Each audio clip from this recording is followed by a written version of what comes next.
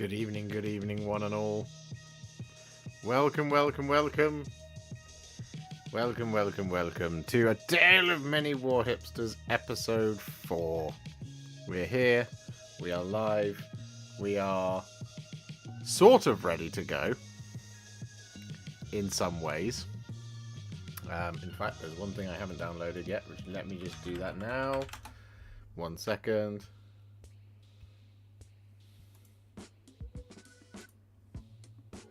There we go. Okay. Graham, yes, 50k subs, we did. 50,121 subs. It happened yesterday, day before yesterday. Yes, we're here. Tale of Many Warhipsters, Season 2, Episode 4. And tonight, it's big stuff. Big stuff is on the agenda.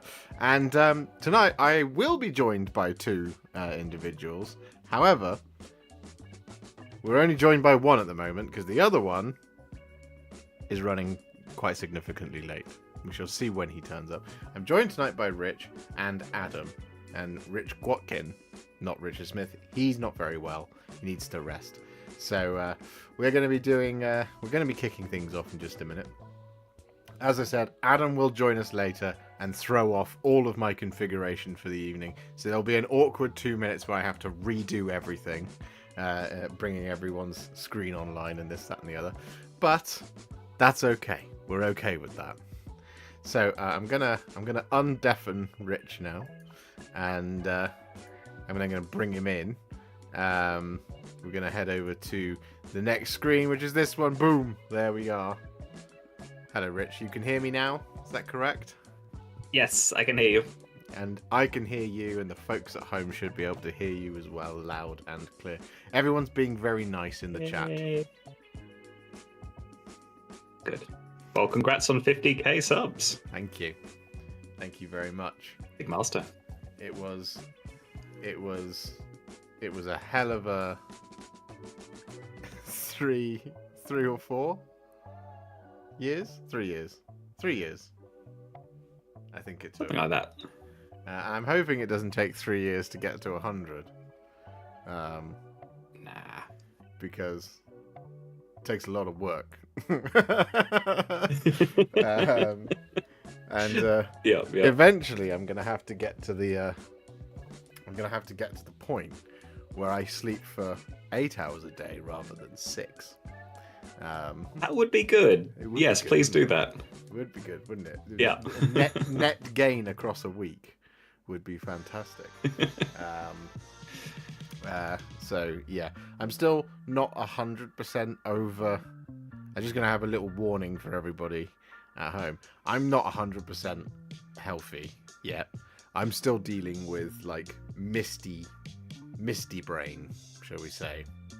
So my concentration does tend to disappear at the worst moments. So tonight, if at any point during A Tale of Many Warhipsters I trail off, it's because I'm struggling to focus. But I'm okay. I'm nearly better. Just, misty brain, as I say. Because I'm recovering from... Luckily, we'll have lots of lovely big bottles for you to ooh and ah over. Oh yeah, we got a lot of big stuff. And some little stuff. Because it wasn't just big stuff. You could, of course, do a specialist unit. Because you did a very little unit. Yeah, I celebrated the month of big stuff by doing some very small stuff. You did. I'm just going to say hello to everybody in the chat by name because we haven't done that yet. The Mini Creative, hello. Kataro, Mark Watson, good evening. Dave, good evening. Dan Buster, Mike Seaton, Mike's Painted Minis, Big Bad Peter Gaming, Captain Manrings, Alric79, Jordan, Dave, Moertle Turtle, Ice Phoenix X100, Plopsicorn, good evening, sir. Colonel 149th Death Court of Krieg, good evening. Yamail, Daihi, I'm hoping I'm getting it right every time. Graham, Ekins on track, Peter Collins, good evening. Ricky, good evening. Adam, hey Josh, long time no speak, how you doing? I'm very well. I'm recovering from something 19. I don't want to say it out loud because YouTube is still really funny about that.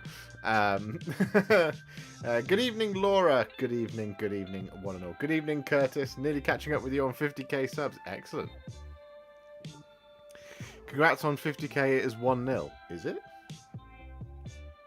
Talking about the football, right? Oh yeah. Oh yeah. Well, watch them park the bus now and then fail at 70th minute. Good evening. Thank you very much, Same14 Osiris, for the congratulations. How many entries this month? We have over 40, I think. It's quite a few. So we are... Fair amount. You and Harkness been cuddling again. No, so we we caught it. Me and my partner Alice. We caught it. Mr. Harkness caught it from the event that we were supposed to go to, but we caught it before we went. So we ended up not going because we were like, we don't want to give everyone that. And I honestly on the Saturday at the time of the Dan's wedding, which I really regret missing. At the time they would have been kicking things off at walking down the aisle and this that, and the other and saying vows about 1:30 in the afternoon, 2 o'clock in the afternoon type thing. That was when I was at my worst. My head, right? I've had many headaches in my life. Trust me. As somebody who only sleeps roughly 5-6 hours a night, I have many headaches. But I've never had a headache so bad that I can feel my heartbeat in my face. That's how awful it was. So I was just like, because it was just like my head was just going. It doesn't sound good. Like that, and it was, because I was checking my pulse because obviously I was panicking because my head hurt so bad, right? So it was getting worse. It was just this continuous thing. Yes, physically I'm mostly better. Just brain fog and the occasional sort of sinus block and a little bit of a cough. I'm okay. Anyway, enough about me, because tonight is about many Warhipsters, and whilst I might be the only one that claims that name on the internet, everybody here is a Warhipster at heart. So we're going to jump in if you're ready, and if you folks at home are ready, let me know in the chat if you're ready to see A Tale of Many Warhipsters, episode 4 of season 2. Do you know what I was thinking earlier, Rich?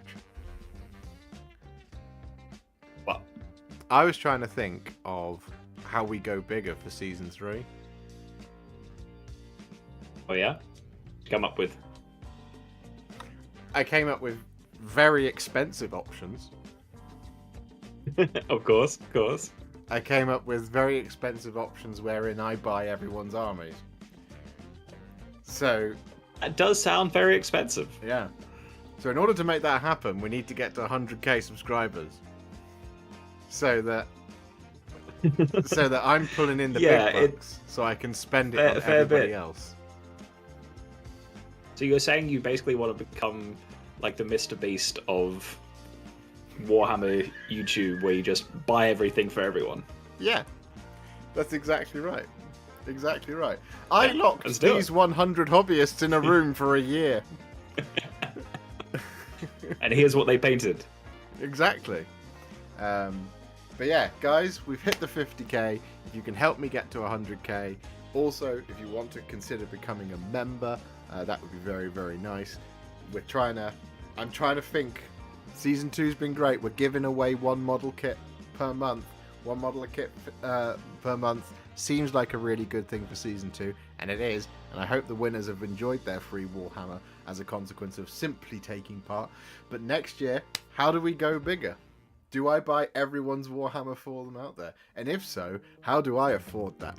Because I suspect if I go on the internet and say, take part in A Tale of Many Warhipsters, and you sign up and I'll buy your models for you, I might be inundated with 100,000 people wanting to take part. There might just be something like that, yeah. So there we go. Hi, Mr. Dave B. Buy people models on the condition they paint them up for everyone's viewing pleasure. Exactly, Ryan. That's what I'm thinking. Anyway. Yeah. Well, yeah, maybe the caveat is like you'll buy their models for them, but they have to paint them. Yeah. And you won't buy any more models for them until they painted the previous ones. And I get to choose what model they do. And how they do it. Yep. No. Suddenly, everyone is just playing Cities of Sigmar. Yeah, that would be cruel and dragons. Punishment for me, wouldn't it? Exactly. Anyway, shall we begin? Sorry, there you go. That was my brain. That was my brain wandering off somewhere else. Shall we begin? If you're ready. Are you ready, Rich? I'm ready. All right, let's do it. Episode 4, Tale of Many Warhipsters Season 2. And hopefully, by the time we've got through me, Adam will be here. But no promises. So here we go. Seamlessly, boom! You can see there was a large absence on the screen for those of you are watching at home. This is where Adam's going to fill. This little black hole just here. Where do I sign up for painting 3 dragons? Well, we've not got to Season 3 yet, you know. But that's where we might end up going. Anyway. First up, of course, it is the month of big stuff. Games Workshop were very kind, and they sent me lots of very big stuff this month to do for all 3 of my favourite Age of Sigmar armies. Right? So the first one I'm obviously showing off for all of you lovely folks at home today is Belthanos, the first Thorn of Kurnoth, which is a very, very, very difficult name to say many times quickly. So here How he many is. times do you have to say it in your painting video? I only said it once or twice. I think I said it at the beginning, at the end. Because Belthanos is fine, but Belthanos first Thorn of Kurnoth is quite tricky. But here you go. Lots of like th sounds in there. Yeah. So first miniature up from me is of course Belthanos, the first Thorn of Kurnoth. Yeah, I've painted it in my scheme, which was a little bit nerve-wracking because I have Revenant Seekers and and Spite Rider Lancers as well to do, and I've not done them yet.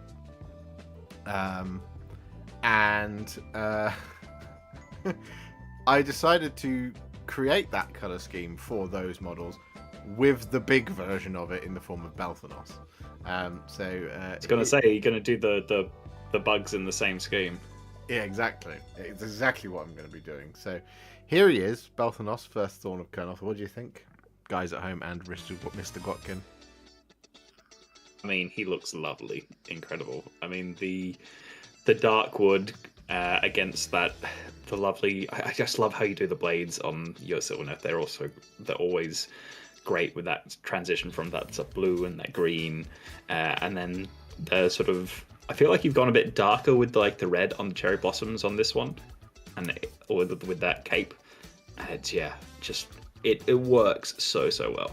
Yeah, in places I went a little bit darker because he's got hair and he's got armor trim and he's got the blossoms as well. I was like, yeah, we've got to have some variation in there for this guy, because what my scheme is designed to be pretty quick, and he was pretty quick. The longest part was it was a 24-hour painting video, so yeah, exactly. Big speed was on your mind.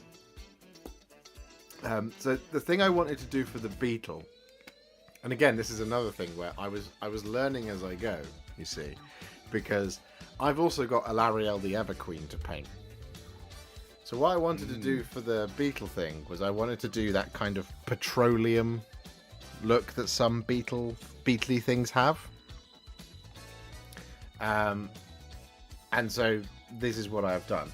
And I haven't released the video for this one yet, but it is coming. It will be either Saturday or Tuesday next week. But yeah, I think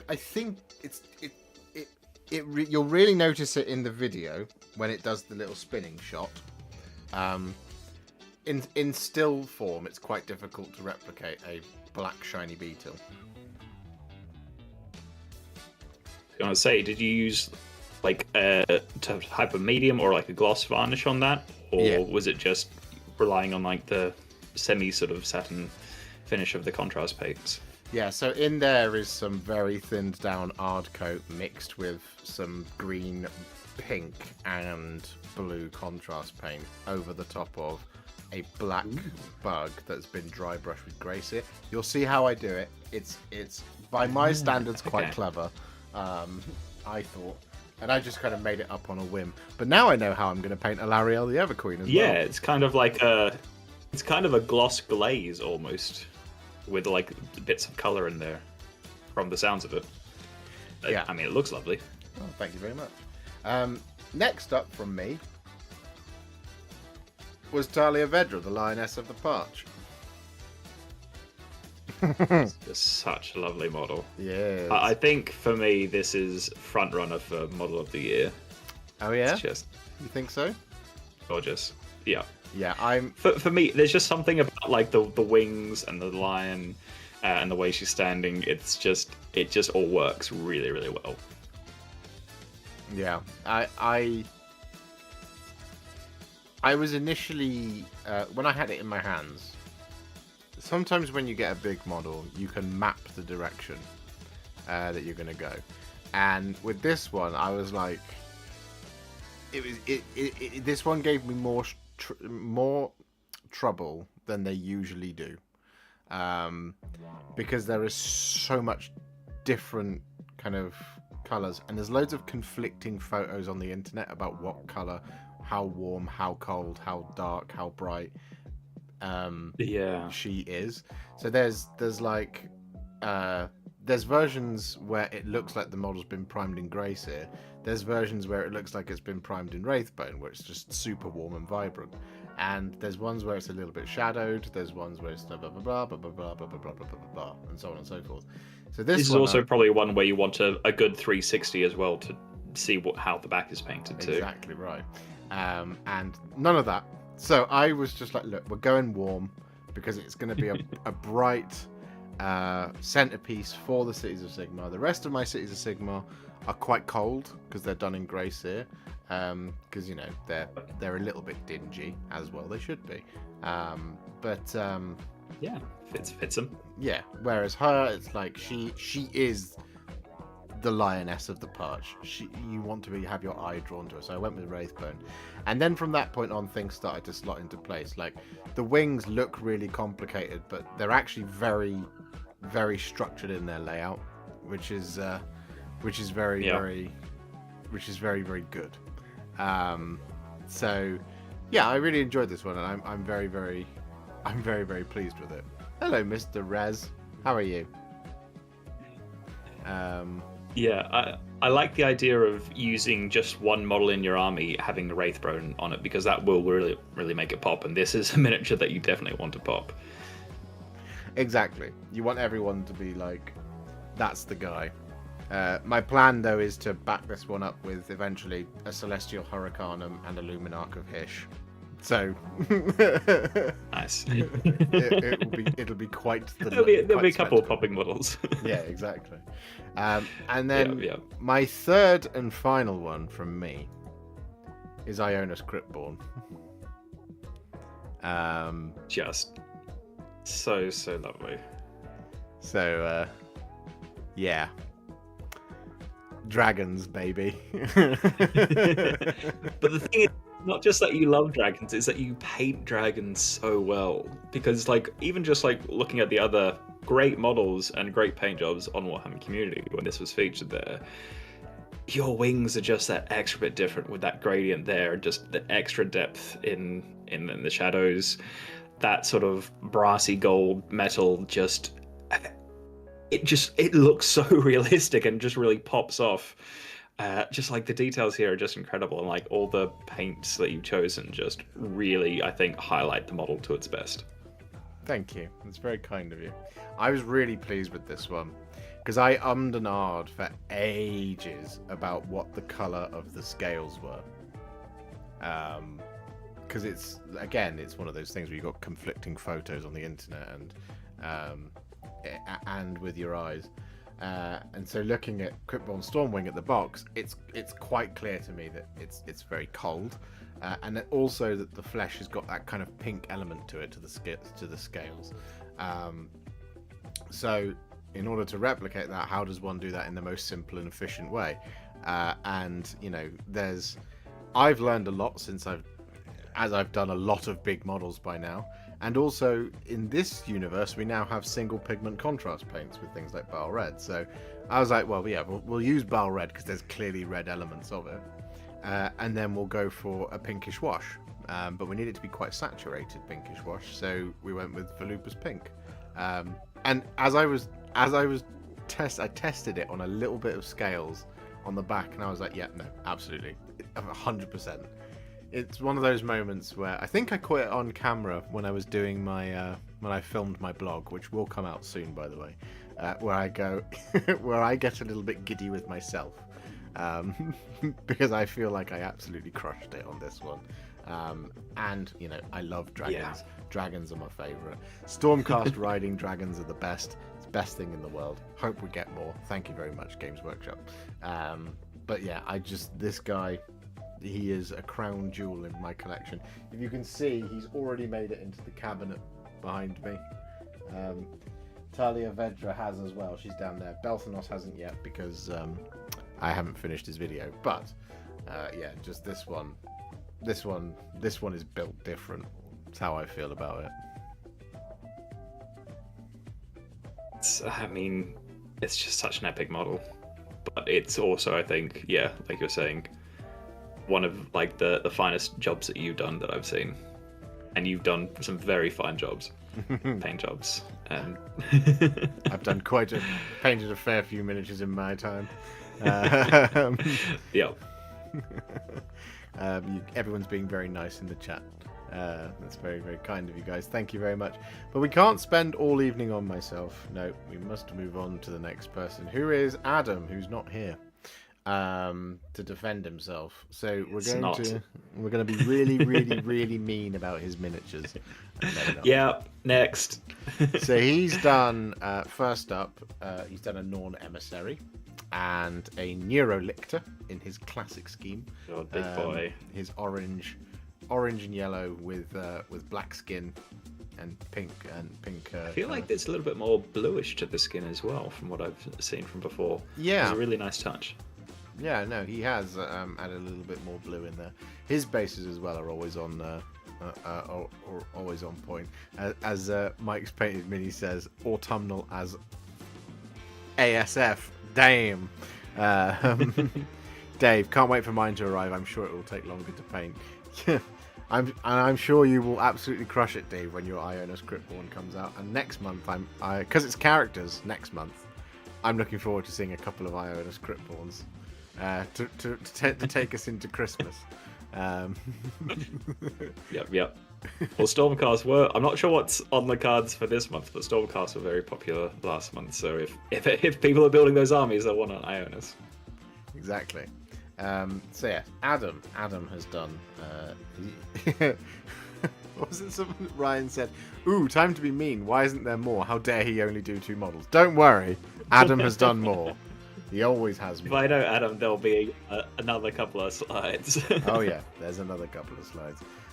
So yeah, here is his classic, his Terminators, Tyranids scheme. Tyranids, of which there are many. They look great. It's a very vibrant scheme, but it really works well. And we've been gaming a bit, and saw him having some fun with his Tyranids, putting them on the table, and really enjoying himself.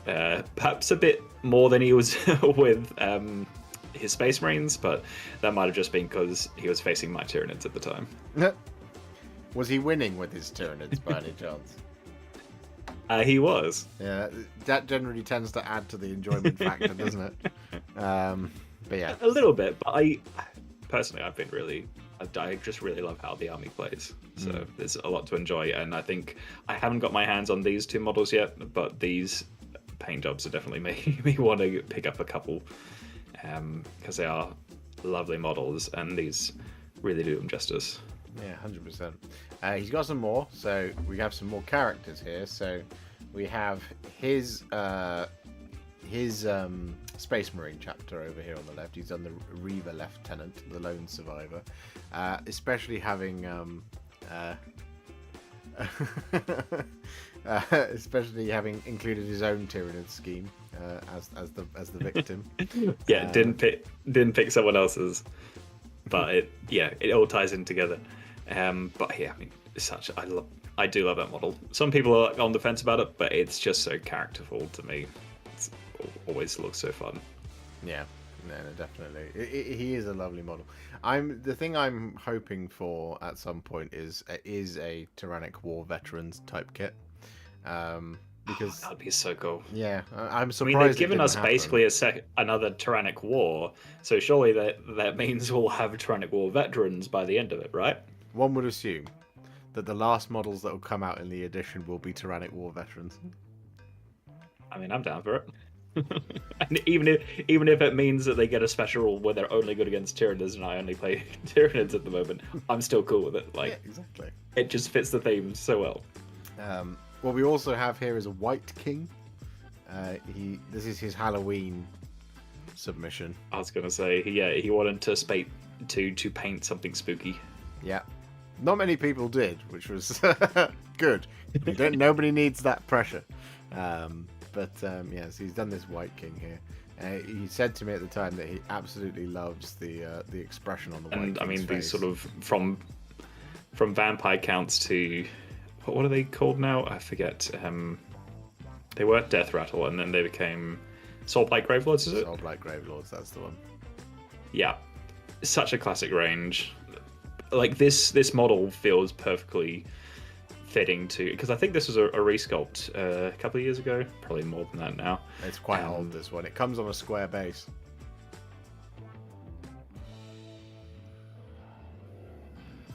And he's obviously done a great job here. He very much has. And then we also have his conversion here of Vulcan Histan. He's been talking to me about this conversion for a while now. I think I forget the name of the YouTuber who he said he got the inspiration from, but I'm sure when he gets here he'll give a shout out. But yeah, lovely conversion. Falcons are badass. Salamanders are great. Everything to love here. Indeed. It has nothing to do with... I mean, his Space Marines are purple. So doing this has nothing to do at all with how strong the Firestorm Assault Force is in the Codex. Absolutely nothing. Yeah, and everyone out there, don't draw anything from what I'm insinuating. But he's got some more because he's done all of this as well. Of course he has. So we've got 3 Colonel Everyone else Hunters. is like... Go on. Yeah, I was going to say, like, here, like, I am, for example, being, like, struggling to get, like, a big model out, so I'll do a couple of small ones instead, and here he's done, like, 4, 5, 6 units. Yeah, exactly. This is Adam we're talking about. So he's got 3 Colonel Hunters with great bows up here. We've got 6 Aggressors with Flamestorm Gauntlets. Again, nothing to do with the Firestorm Assault Force. Not at all. Exactly. A unit of 10 Infernus Marines. Again, nothing to do with the Firestorm Assault Force. We have 10, I want to say, Namati Reavers. Or Thralls. Yeah. I can't remember which one they are. One of the two. And then we have another Tyranid over here in the form of the Neuro Tyrant. It's a lovely model. So there you go. This is Adam's submissions. I mean, they all look fantastic, but I'll draw specific mention to the Colonel Hunters, which I just love that sort of naturalistic wood against the vibrant blue. And then the Namatis sort of beach bases as well. Yeah. I think that looks really cool. Yeah, no, it does. And it, like, I wish he would paint more Age of Sigmar, quite frankly. He's really good at it, apparently. If he I definitely want to see our whole Sylvaneth army like this, because it looks, like I said, it looks fantastic. If he just didn't do all the Space Marines and the Tyranids, he'd have done a Sylvaneth army by now. I'm just saying, buddy. Well, surely he's through like his Space Marines by now, right? Like the Leviathan should be done and dusted. by his paintings of speed. I think it depends on whether or not the Ironstorm Force becomes the meta. It probably already is, but I'm throwing so much shade at him and he's not even here yet. 8:30 was when he said he was coming. That's why we can throw the shade. Exactly. Oh, Man United 2-0 up. That's lovely. There you go. Well, there. That's all of Adam's stuff. He's missed the glowing praise and jokes about him, so we're going to move on now to the next person, who is you. So would you like to walk us through what you did, Mr. Quatkin? Yes. So I was working on a Venom crawler, but that did not get finished this month. Maybe you'll see it pop up in a video later down the line. But instead, I went back to an older project of mine, which is some Lord of the Rings era dwarves. So, I mean, as many people in this hobby did, I started with Lord of the Rings, and then, which became Middle-earth strategy battle game. And yeah, I've just been kind of hankering to get back to this project and sort of got some half-painted dwarves out and finished them off and just had a really great time doing it. Like, I feel like the satisfaction level to effort that you put in is really high because they're smaller models, so you don't have to paint them quite as long, and there's not as many edges to highlight and whatnot, especially coming from Chaos Space Marines. So yeah, I just sort of finished these guys off in an evening from where they were and had a great time. So you'll probably see more of them from me in the future. Yeah, no, they look fantastic. I should just say Adam's in the chat. He says, currently working if you must know, but will join you as soon as I possibly can. Also, you're both complete bastards / far too kind.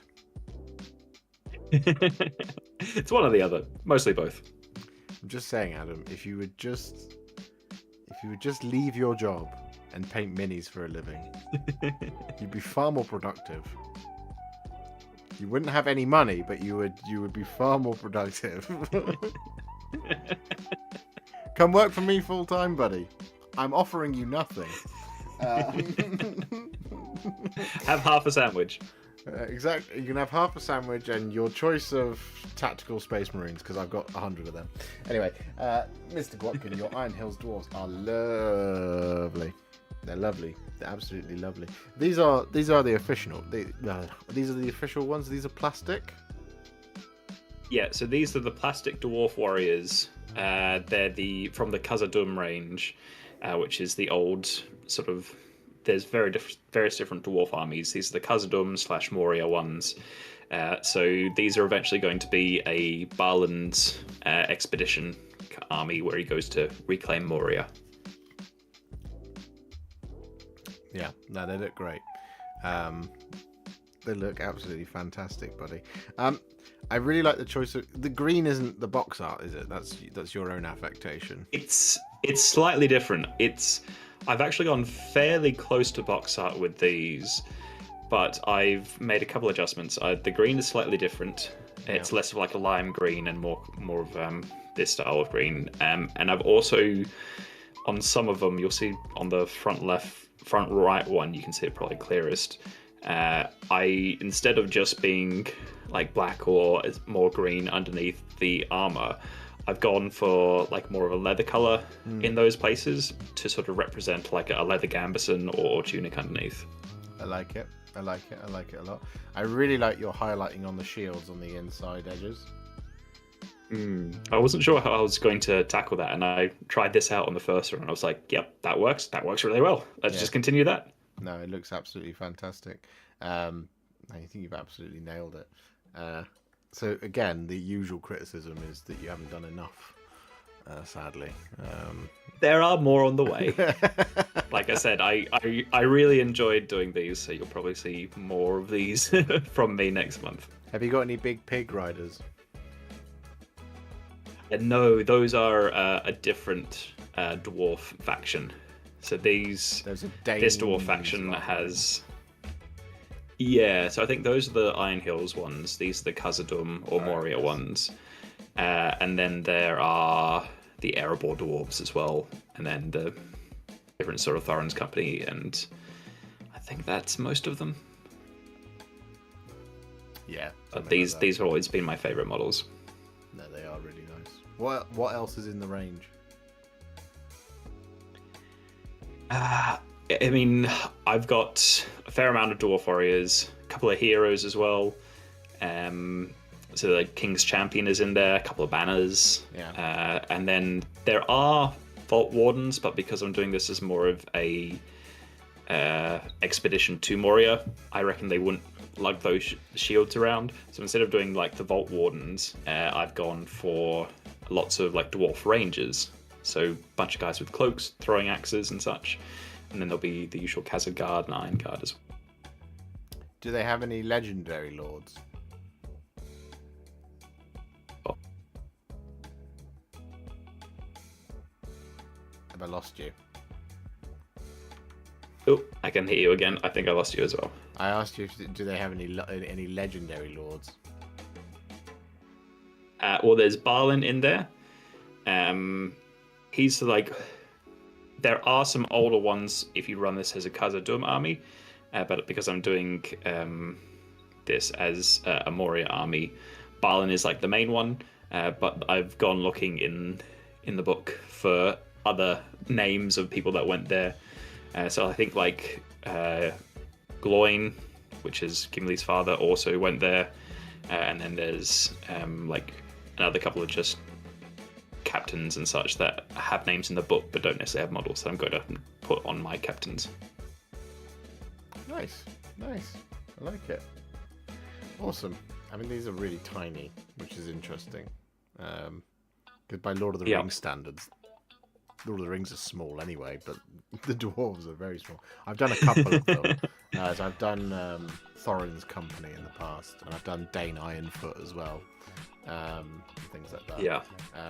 So yeah, no, it's just very impressive amount of work has gone into these, given the size. But Mr. Quatkin, we cannot stay upon you forever. We must move on to our next contestant.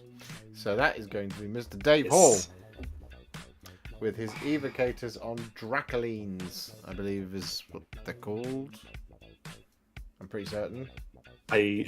Brain. I love the choice of going for 3 slightly different colours as well. It works so well as a unit. Yeah, evocators on Celestial Dracolines. I knew I was right. Ayo. But yes, they are very pretty. Dave, I know you're here. How have you done your Dracoline's skin? Because I think I especially like the one on the right, the slightly greener one. I really like that. But there's like such depth to those scales as well. It's not just like they're a flat color, and he's got that across 3 different color palettes as well. So very impressive work. No, 100%. They're so nice. His Stormcasts are always so pretty. I love them. Yeah, we haven't even mentioned the Stormcaster actually riding these Dracolines, who we've waxed lyrical about in the past. Yeah, I regret missing basically all of 2nd edition, because I really like the Sacrosanct Chambers. I think this looks so good.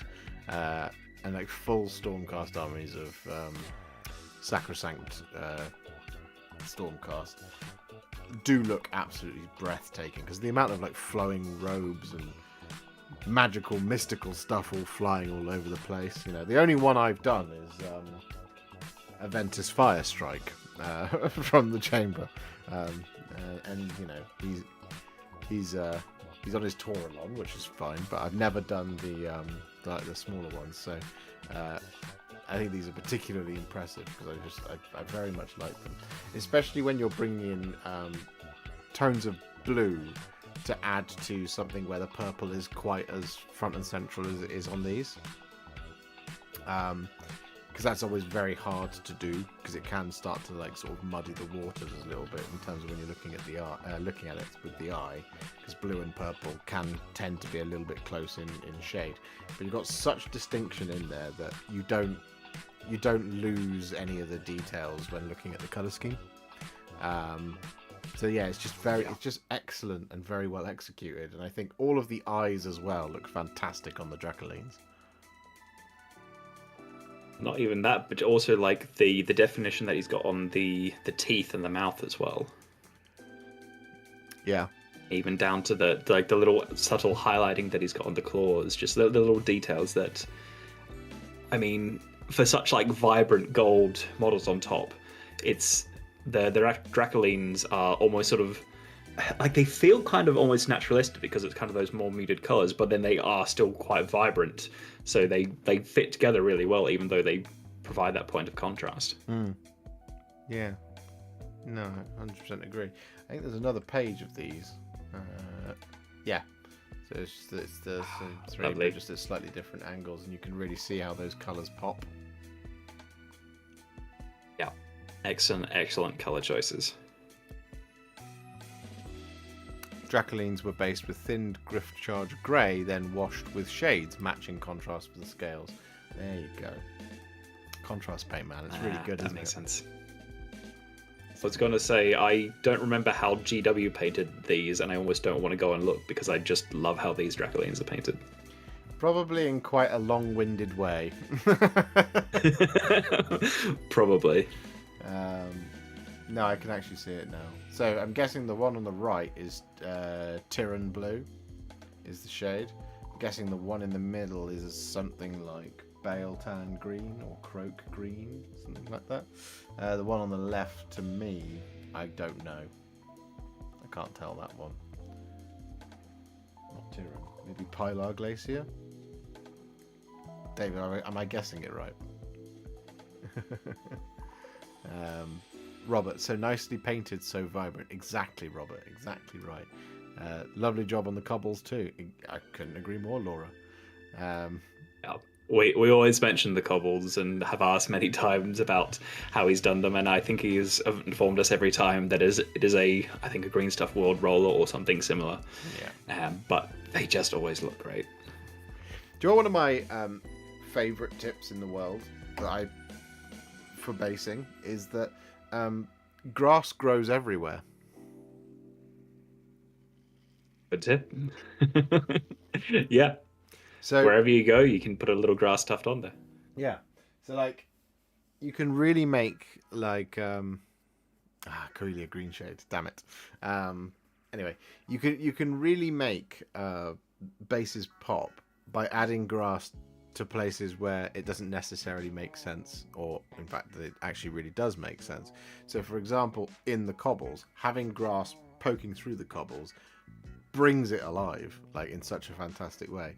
Like whenever you get those tactical rock bases, definitely, where there's large rock bases, I always used to do all the grass all the way around it, and then I was like, no, hang on, if you put it in like the corners and like the little seams and things, it just looks like the grass is growing through, which makes it look even more ruined, which is actually ideal. And it's what you want. If you climb up a mountain where there's tons of rocks, there's tons of stuff growing out of the cracks. Like that's where it grows out of. Exactly. So that's me being an idiot, but it is worth pointing out, I think, because definitely, it is just one way to make your bases absolutely come alive. Man United have had a man sent off. Excellent. 2-0 up. Red card. Great. Good job. They just really don't want to win. But yeah. Anyway, Dave, you're absolutely crushing it, man, with your Stormcast. You know I love Stormcast. Stormcast are the best. Stormcast forever. Stormcast. Yeah, that's why Gandalf smokes it. Exactly, Rez. But yeah, no, crushing it, buddy. Really absolute, just awesome stuff. Love it. Next up, Mr. PT13 painting. This is what I mean. Big stuff is always going to be a really fun month, right? Because Paul is just absolutely just gone ham this month. So here, this isn't his only slide, but what we have is 2 chimeras to kick things off, which look fantastic, just to get us started. Yep. I mean, I love this color scheme. I've waxed lyrical about it plenty of times before. It's a great choice of colors, really smart choice of colors, but I love the weathering and how naturalistic it feels. Decals always make guard models pop, but even like the little spotlight there, just that little bit of yellow really sells it as well. And yeah, these are always lovely. Yeah. The thing I love the most on these two is the scratching effect on the coloured panel on the 2 on the Chimera on the right. It's some lovely weathering, yeah. It's really, really well executed. Yeah, it just feels natural. Now you can see what looks like the layer of paint. Like if you look around the corner, particularly on the bottom right corner, you can see it's almost got that kind of like almost like shadow where there is a difference between the bare metal underneath and the paint on top. Yeah, it's not just like here is red and here is silver. It is, this looks like it's flaked away paint. Yeah, exactly. There's just little bits of weathering here and there as well. So it's not overboard and it's not underdone. I think they're absolutely cracking. And I really, really like these. Heavy bolter turret. Yeah, indeed, Myrtle Turtle. Exactly. You can do heavy bolters. That's okay. It makes it easy because there's just 2 heavy bolters in the tank, so you only have one type of weapon to roll. Yeah. I mean, I love heavy bolters. I don't know what it is about them. I just really like them. I think it's because it's classic for me. It's so Dawn of War. Mm-hmm. Yeah, definitely. So many heavy bolters in that game. Yeah, I've always loved them. I think heavy bolters, like even when I really like that the gun that they've defaulted to in the Space Marines range, particularly things like the Stern Guard and stuff like that, is the heavy bolter. It's not the missile launcher. I mean, the missile launcher is classic as well, right? But I just really like a heavy bolter. I don't know what it is. Yeah, just stick like a tactical squad at the back and give them a heavy bolter and just watch them go at it. Heavy bolter and flamer. That's how I always think of my tactical squads.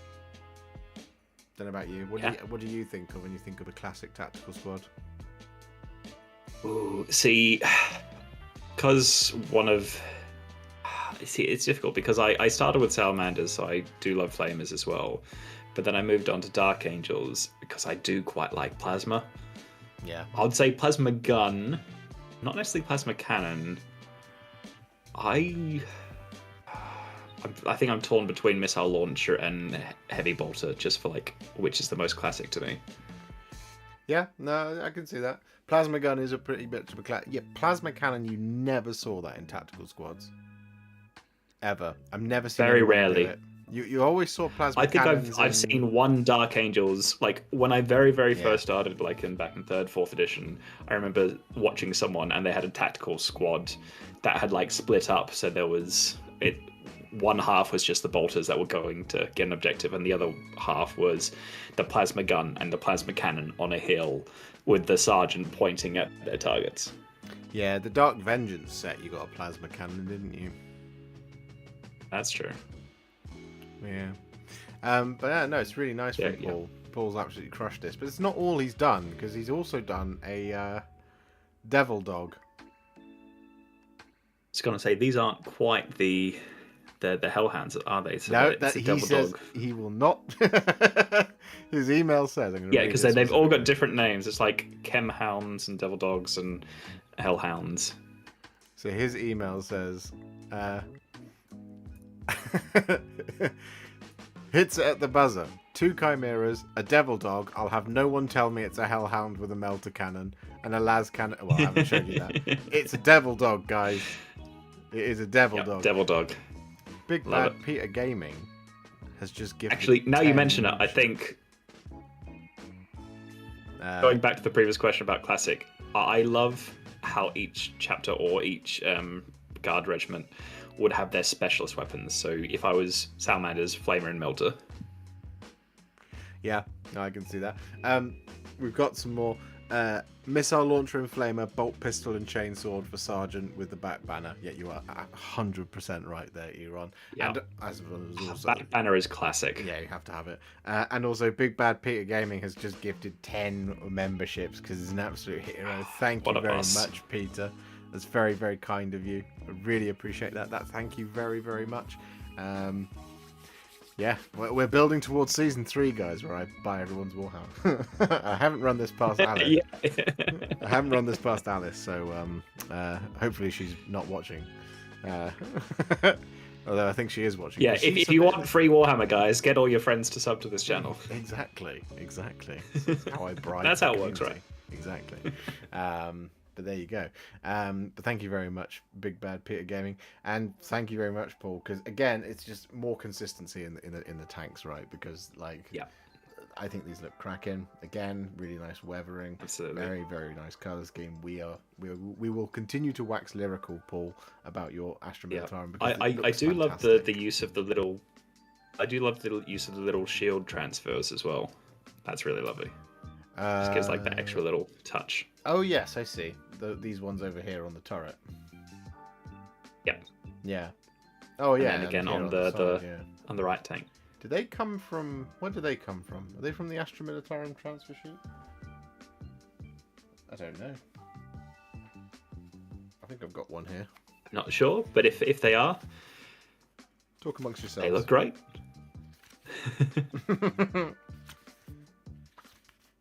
No, I don't have one in this stack. This is my Space Marines and Cities of Sigmar army transfer sheets. I have a lot of Cities of Sigmar transfer sheets, I should just point out. If anyone needs Cities of Sigmar army transfer sheets, let me know. Happen. Because I've got quite a few. I mean, they are lovely transfer sheets. I look away, and then I look back, and Reza has gifted 10 Warhipster memberships as well. Thank you very much, Reza. Also That's boss. very, very kind of you. I hope you're feeling a little bit better today. He did say earlier his reason, he has an excuse for why he didn't submit this month. Reza's not been feeling very well, so he has absolutely excused. He's always excused because we look after him. At this rate, the entire chat will be members. Well, that's what we want, Ekins on track. We want everyone to be members. Yeah. You don't have to great. apologise, Rez. You don't have to apologise. Never do. But there you go. Anyway, Paul has also done a heavy weapons squad with las cannons. Here they are. Leading us to more infantry. Yes. So last time out, we saw some heavy weapon stuff from him, and there's those occasional little bits of kit bash that he does that make these just. I was gonna say, fantastic. Let's play a game of spot the bit or spot the head. Well, and so one of the things all the different kits that he uses. One of the ones I love here is this guy on the far right sitting on a box. That's so good. It's so good. You love your models at rest. I do love my models at rest. Now, Paul, if you're here, and if you're not, I will ask you later. Oh, Copenhagen just scored. There you go. Inevitable. Anyway, has the body come from like a Basilisk artillery kit or from like the heavy ordnance team? Because it's really cool. I love that as a detail. Just having your spotter sat on a box. I love it so much. And I can't explain why. I just think it's absolutely fantastic. I mean, that's the smartest guardsman in the world, you'd think. It's like, right, we're going to be here, we're going to be fighting. What am I going to do? I'm going to bring a box to sit on. Exactly.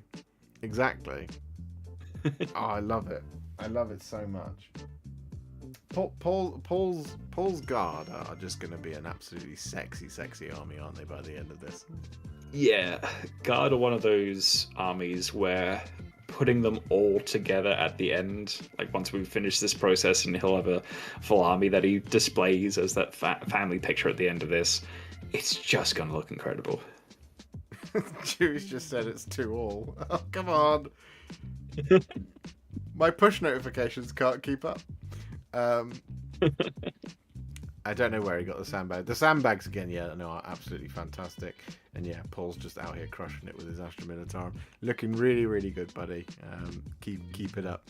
Bloody 100%. Phone decided to update, so only getting in now. Vilka error, no worries. Welcome. You're here at last. And don't worry, we haven't got to you yet. I think you're coming up very, very shortly. So we'll see what happens next. Chewie, there you go. Chewie's up next with some Thousand Sons. Oh yeah, there it is, 2-all. Great, well done, Man United. They're going to get absolutely demolished now, you watch. 8-2. Ten Hag gets sacked. Anyway. So Chewie here. We have a Back to the gorgeous Thousand Suns. Exactly. We have a Contemptor Dreadnought, and we have a Exalted Sorcerer on disc. Is that right? I believe so, yes. I think maybe it could have been a Sorcerer on disc, but it's the same model and I believe they're sold as Exalted Sorcerer, so we'll call it an Exalted Sorcerer on disc. Yeah. Is this the Contemptor here on the left? Now this is this the Thousand Suns one from Forge World? Or is that I would assume so, because of the detailing on it is very Thousand Suns related. But if it's not, let us know, and you've just done an amazing kit bash that we can't tell the difference between your sculpting and Forge Worlds. Yeah. But it's from all the extra bits of detail here and there, it's either a great conversion or, I believe, more likely, the Forge World kit. Yeah. Or at least one of them, because they re-released them. Yeah. It looks great. These look great. He does have a family photo, but before we get to it, Big Bad Peter Gaming asks, how do you guys decide how to base your models? As I'm going blank on how to base my Adeptus Aurorita. Also, all models I've seen today look fantastic. So I'll give you my 2 cents on it. The way I go for it is, unless my model looks like a texture paint, right? So if you have, say, Deathwing, for example. Deathwing, a great example. Deathwing in their very bright bone armor. What it won't work on so much is if you put a bone armored model on like a really bone colored desert, because it'll just kind of, there won't be that distinction between them. So unless you've got what I kind of call like matching colors, that's the only thing not to do. But yeah, otherwise pretty much all of the earthy textures go with everything. So excuse me, so even if you have like black armored marines, they can go on pretty much any color. White armor or white models can go on pretty much any color.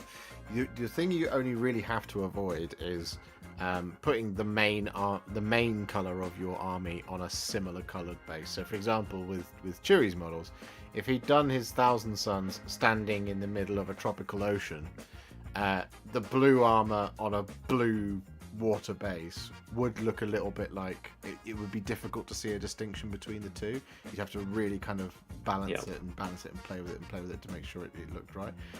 But otherwise, ultimately, it doesn't really matter. It kind of just goes for where do you want them to be based. And so my one that I did my Blood Angels with was this Nuclear Wastelands base, and that's because there's 3 different colors in there, and I wanted to do that for everything in my Imperium collection. So for my Custodes it would work, for my Imperial Knights it would work, and so on and so forth. And the 3 colors that are in there are brown, green, and white. So there's enough of a kind of visual interest on the base that it will not detract from any anything that goes on top of it, because there's always something else to match it to. So if you've got a particularly dark army, the green in the kind of toxic wasteland swampy bits offsets quite a dark armor. The white matches with a really bright armor, and then the brown just goes with everything.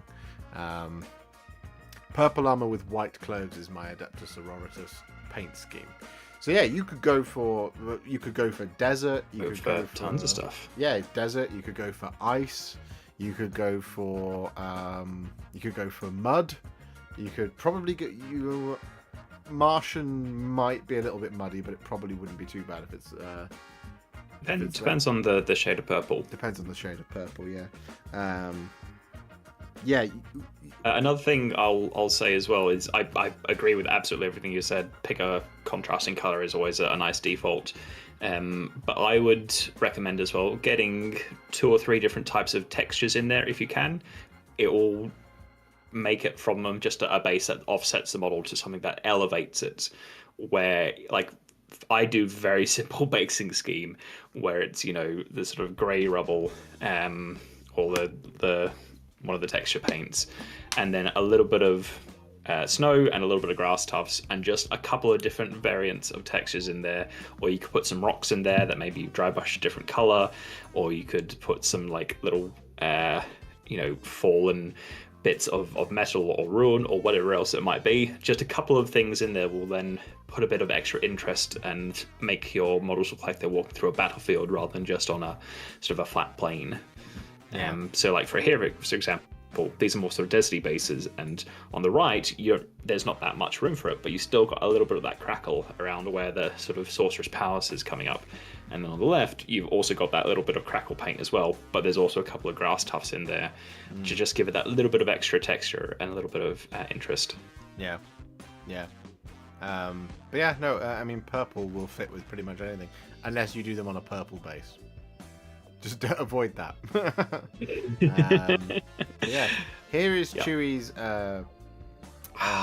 family photo. So on the topic of bases, you can see how the sort of browny deserty crackle offsets against every color that's present here. So you've got the pink horrors, the brimstone horrors, the blue horrors. You've got the flamer chariot. Just a nice neutral color to tie them all in together. Yeah, we've got our change caster at the front here, all the rubric marines, our dreadnoughts, Magnus, all of the scarab occult terminators. It's a really nice little subtle thing, but it pulls the whole lot together and works with every color that's there. And yeah, the chat is saying, "Damn, wow." Damn is right.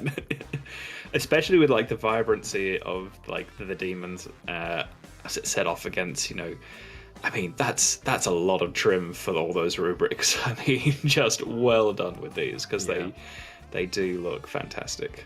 This is a truly gorgeous army, Chewie. Really is. I love that you've got the Tzeentch demons in there. I love that it looks balanced with like Magnus ties both sides together so well. It looks so very much impactful, so cool. Like, you see this and you go, yes, that is an army. This is what an army should look like. There's a variety of units, lots of troops, a couple of different specialists, lots of interesting things, and for a painter as well, lots of interesting things to paint. With all the different sort of and then just like pops of vibrant color. It all works together well, but it looks cohesive. And it looks absolutely wonderful, buddy, and you should be super proud of this one. I don't know where you go from here, but I'm guessing you're done for now. Is there more to do? 3 predators, there's maybe? probably more you can add if you want to. Vortex Beast, maybe? That would be cool. Yeah, but we don't want to pressure you. No, you paint what you want to. If this is all you want to paint, then that's perfectly fine. But we would definitely love to see more if there is more that you have to do. Chewie's got such a great eye for a family photo as well. If you want to see his Knights of Maha from last season, towards the end he sent us a family photo, and it's just absolutely one of the best photos we've ever received because it's so good. And just got such a great eye for this type of thing, and your army just looks absolutely wonderful. Like I said, you got the pinks showing off against the purples, and the burgundy is tied together with Magnus's skin. The blues on his wings tied together across all the different blues that you've got available here. The brightness of his armor brings together all of the armor and jewelry that we have all over the place for the Tzeentch. It's just an absolutely fantastic bloody army, and you should be exceptionally proud of it. I have more to add, but they're done for now, as I have another project to start this month. Yes, he did say that. He wouldn't tell me what it was, but he does have. Well, we look forward to whatever it may be. He does have another picture. Bask in this Tzeentchian glory. But his other picture is here. It's a Dark Angels Leviathan Dreadnought. Ooh. Very lovely. Another big thing. Which is very pretty. Another, I'm assuming, Forge World kit as well. Yeah, that's a Forge World special, that one. Yeah, I assume so. With the Graviton, whatever it's called, and the Siege Drill. Yep. Man, these things. I miss them from the battlefields of the 41st millennium. Especially after they came out with that plastic kit as well. Yeah. Because everyone just went and bought one because they're just so cool, and like you want to see, like I would be perfectly happy seeing this on a 40k battlefield, and was always happy to see one. Even though they're quite strong units, so when you see one, you're like, oh, that's great, I love that model. It's gonna do terrible things to me, but I love to see it. Gravflux Bombard, that's what it's called. That's it. I love that name. I mean, the Leviathans all have really excellent, like what they call the Storm Cannon Array. Is that what it's called? Because I think Storm Cannon Array, another Cyclonic Melter, I think it was, or something. Yeah. It's been a while since I've seen one. Because the Chaos version is Butcher Cannons, right? Yeah, I think Chaos is weird because they went back and forth on what weapons represented what, and was a separate part for a Butcher Cannon for the Contemptors, and then they just used that name on the Storm Cannon Array for the Leviathan, but then it was like, oh, can I just use the autocannons for Butcher Cannons, and what does that name mean? What extra parts does it need? And yeah, they've gone back and forth on the Chaos parts a fair bit of what they're actually called. I think it might have been Butcher Cannons towards the end, or at least towards the end of one of the editions. Yeah, it looks absolutely fantastic. It's a really, really nice miniature. Long may it rest in peace. The Forge Or be used. Maybe you're starting a heresy army. Well, he did say that was his next project, but he wouldn't tell me what the heresy army was. Perhaps this is a clue. I'm sure we'll find out. Is it a Mastodon? Are you going to be painting a Mastodon?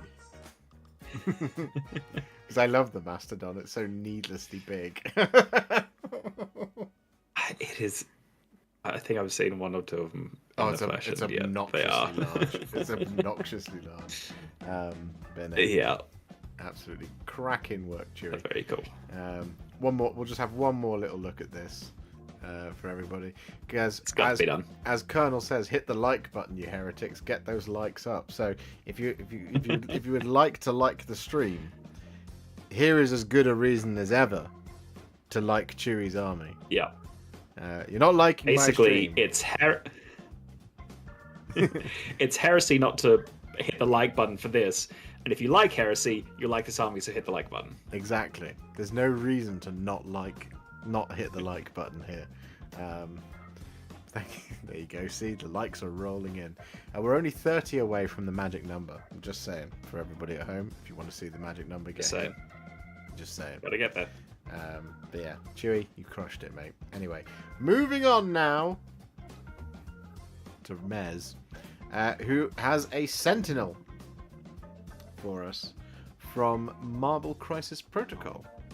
I was going to say, I don't recognize this model, but given the armor, I was going to guess Marvel Crisis Protocol, because it looks a little bit like Iron Man. I'm pretty certain it's a Sentinel. Hang on. Sentinels, Marvel Crisis Protocol. Yeah, it is. It's a Sentinel. So they were made Very famous. They didn't look like this. Oh, hang on. They didn't look like this in. They didn't look like this in Days of Future Past, but this is the classic look. Yeah. Because when you said Sentinel and Marvel, but yeah, I think it was X-Men. But it's got almost like with the glowing chest there, almost that sort of more Iron Man aesthetic. But yeah, I mean the paint job on here is lovely, and I hear Marvel Crisis Protocol is a great game. I keep on hearing great things about it from friends, and it always seems to be doing well at the local game store. So I'm sure the unit will come in handy, but it's great to look at regardless. See, Ryan has said, "Oh, sure, make me follow up after Chewie," but your color scheme, your classic Sentinel, fits coming in hot off the heels of Zinch, buddy, and it looks fantastic. Yeah. I love the depth that you have in the shadows here as well, and like it's not just like, oh, here's a different, like here is a darker version of the color. Like the blue that you've chosen for the shadow is like got a bit more of a purplish tint to it, so it's got sort of more visual interest and adds that sort of really cool contrast and depth to the model. Absolutely, yeah, no. So there's things like, if you look here on the middle picture on the top shoulder, very clear purple shading, especially here around the underside of the top part of the breastplate. That very clear purple shading, it just adds so much richness, but also that kind of the shiny effect you want to this type of armor. It just like it is, and I don't mean this like with air quotation marks. I mean it is technically, as in the technique, but it is technically brilliant. You're using a technical skill. Yes, yes. I'm not going like technically it's good, but only in the technical sense. Technique. But no, technically it is excellent work. Technically, maybe is the way to say it without it sounding like I'm being horrible. I'm really trying. Your technique is great. Your technique is fantastic. It's 3 different contrasts: a mix of frost hardened aethermatic, then a glaze of ultramarines blue afterwards for shadow. Well, there you go. I love that glaze. That's a really nice method there. Yeah, that's perfect. Because that means you've gone in, you picked out those parts that you want to look a little bit sort of darker and a little bit more sort of purple and that sort of warmer blue. Yeah, and the face looks fantastic. Yeah, like really, really good. Really, really good. I like that you've got the little shine in the corner of the eye lens, just up there in the middle picture. I mean, for me as well, bases. I'm not sure if this is the base that it comes with, but it's just a base that really ties it together, and the base almost tells the story of where this character is and what Dave might be doing. This is your test model, Jesus Christ, on a motorbike. Well, you need to do more. I don't know how many models you need for Marvel Crisis Protocol. I know it's not too many, but you need to do more. Niall, if you hang around for a bit, I've got a video that will show you exactly how. But what you do is you either submit your models via the form in the description, or you send them to me at therealwarhipster@gmail.com. Or if you're a member, you can drop them in the Tale of Many Warhipsters submission chat, which is in Discord. You get access to the Discord by being either a member or a Patreon subscriber. So yeah, please do join Tale of Many Warhipsters because it's great fun. This is the best stream. This is the best stream that's happening on the internet right now. Yeah, no, right. What's the football score? Should we see what my notifications are saying? Well, they've made it to half time and it's only 2-2, so But yeah, it's 2-2. It's a draw. Watch this instead. 2-2 and they're down to 10, man. The other 3 will be this month: More Sentinels and Colossus. Oh, excellent, Ryan. I can't wait to see it.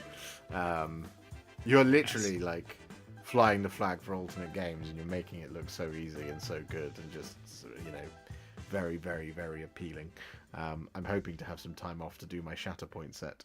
But yes, Ryan, looking fantastic. You've seen a fair amount of Shatterpoint. Yes, I'm behind the trend. Anyway, moving on. Vilka era. He's here with a ballistas dreadnought of truly spectacular proportions. Yeah, I mean, look at it. Just always such amazing conversions, and the extra detail and character that you put into this just makes them such a joy to look at. I mean, we've talked about back banners previous in the stream, and here you have a back banner on epic proportions, but also that must be a transfer on the right hand image, right? Because if you made that by hand, you are insane. But even the weathering on the left hand image, where you can see on the yellow, it's just a stunning model. absolutely stunning. It's beautiful, isn't it? This is absolutely incredible. The weathering on the on the legs and all over. Weathering on the yellow, the weathering on the bone, the fur, the chains, the various things, the backpack with a Celtic symbol, I believe he said. Free-handed, I think, on the back banner. It's rather good, isn't it? Lovely. Here he is. See? Is trouble. I joined you. I'm just a chin at the moment, I think, on the stream. Yep. I'm bearded chin. Yep. So now comes that bit I promised everybody at home, where I now awkwardly shuffle everything around. So now we need to. Hello, everyone. Good evening. And what a model to turn up to. You're in charge now, Adam, until I can get this sorted out. Okay, that's fine. Yeah, I mean, Wax lyrical about this model as about Milk-Era's it's well deserved. Well, it's amazing. I mean, I'm a big fan of back banners. Back banners for the win, because why wouldn't you have back banners? 100%. They're fantastic. That Red Wolf, I think somebody in the chat said that better be a transfer. I really hope it is a transfer. If not, I mean, amazing. I also made the same comment because it is just incredible work. Yeah, it is. It is wonderful. And actually, the tint of the yellow on the missile pod is fantastic. Really, really nice. It's that. I don't know what I would call the Space Wolves yellow, right?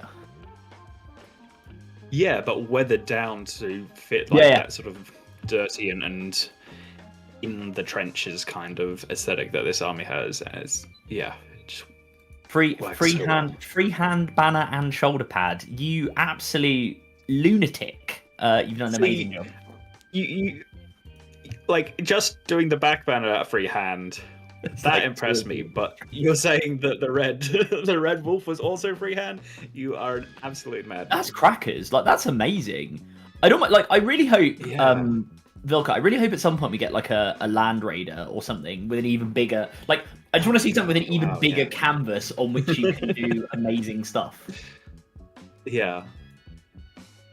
But I love that it doesn't have to be like a full painting or anything. Just this sort of like Celtic. Kind of like symbology and like then the way that like this sort of stylized art and you've left enough negative space around it doesn't have to take up the whole thing, but because you've left that space it emphasizes it more and it just sort of sets it against that. But then you've also weathered it down so it looks like it's not just like here is a piece of art that's on a shoulder pad. It's just a lovely part of the model. Yeah, it's just a lovely take on the kind of Space Wolves, like playing into that kind of like tribalistic art style as well for them, which I love. Yeah, I think very much so. Yeah, I agree with the Colonel. All hail. I mean, it's fantastic. Impulsor coming soon. Lots of Celtic shenanigans. I'm into it. I'm into it, Vilkera. And yes, apologies for being late.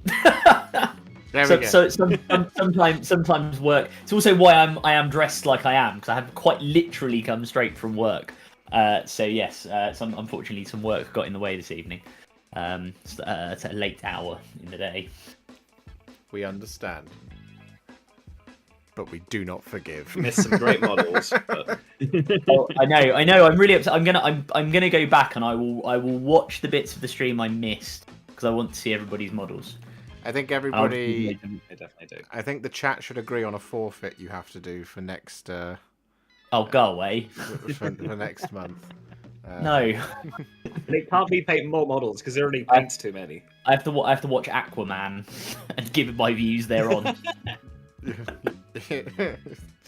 Isn't there an Aquaman 2? Do I have to? Well, I haven't even seen that. I'll watch Aquaman 2. There is an It's Aquaman either coming 2. out soon or recently released. Yeah, oh, right. it's on its Okay. way. Well, there we go. It's on its way.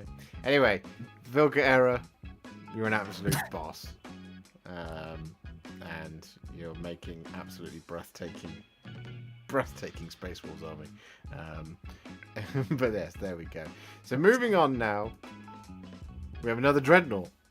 We have Lakuva with a Dark Angels Redemptor. Nice. And the first Nice. thing I will point out here is just how absolutely clean and spectacular his transfer work is. But not only that, this 7 here appears to be free-handed. He'll tell us if he's here. I was gonna say it's not all transfer work. But yeah, the Dark Angel symbol here on the shoulder and the Imperial symbol on the right is just very, very, very smooth. Excellent work. The highlighting is absolutely on point. Can't see a joining edge. Nope. No. The green is clean. Yes, Katara, you're a poet, and we all know Excellent it. edge highlighting as well. Yeah. Very it's like subtly done, but really well. Yeah, 100%. Yours has not been shown yet, Forge Father Vulcan. Hestan. But yeah. Behold, the first of our second of our Dark Angels. Dark Angels are quite popular this month, as they always are. Yeah, I think since the beginning of this, there's been a fair few Dark Angels, but they're always a joy to see. Dreadnoughts are always great. I love the sort of classic green and red combo. It's almost reminiscent of like those old days where every Space Marine had a red gun.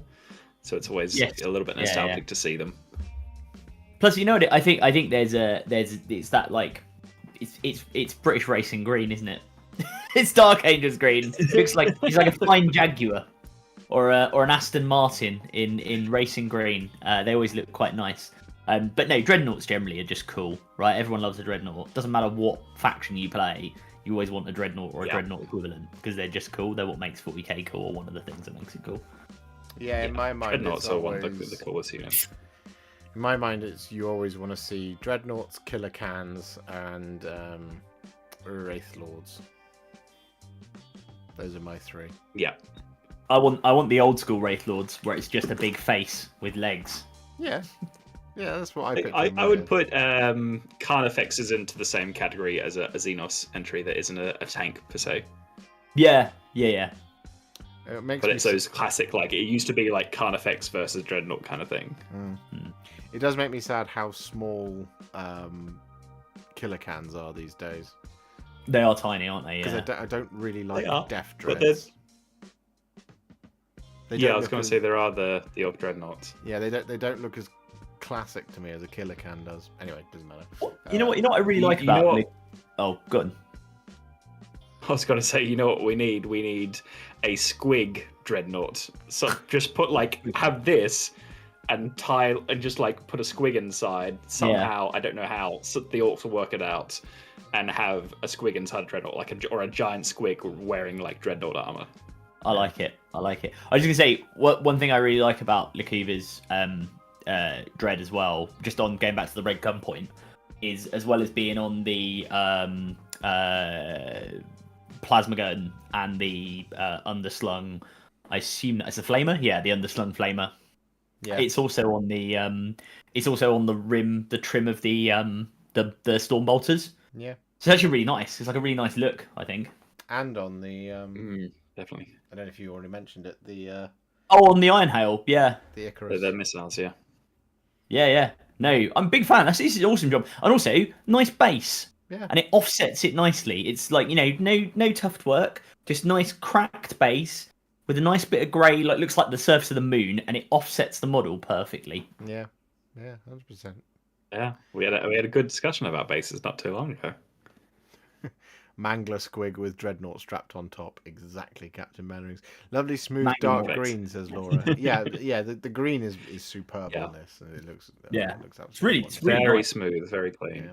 Yeah. Thank you very much, Lakuva. Moving on, we have Flying Muttley with Trug, the Troggoth King. Yeah, Trug, check him out. Here he is. This is very cool. Yeah, that's awesome. Love the color of the skin as well. That really pale tone that then is offset by the bone, so that more yellowish bone from the horns, and then just bright pops of color on the base. It's also a really nice contrast color scheme. It's a really nice contrast between the bone of the horn or the antlers, I guess, horn antlers, whatever they are, and the beige stone that he's done, like almost sandstone on the and then all the leather and wood on the club as well. Yeah. Again, this is a really good example of something that's actually quite a muted color palette, but it's done so well that every little detail all stands out. and the blending on his belly as well, like from the bluish skin down to the like yet more sort of beigey paunch he's got.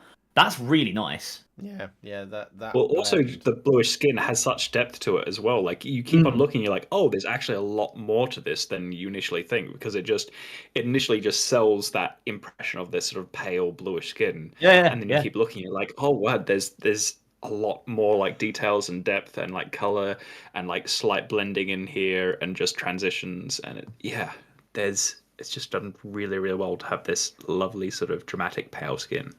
Yeah. I like. Are those, Josh? You've got them. You've got the model. I don't. Are those like tattoos, or are they scars or something that with the red detailing? They're cave paintings. Right. Okay. But those are modelled on the model. Yeah, they're modelled in. They're sculpted in. But the idea is that he's been asleep for so very, very, very, very long. People have painted stuff on him. People have painted stuff on him, not realizing that he is in fact there. Yeah. So he has cave paintings all over him, which is just very funny.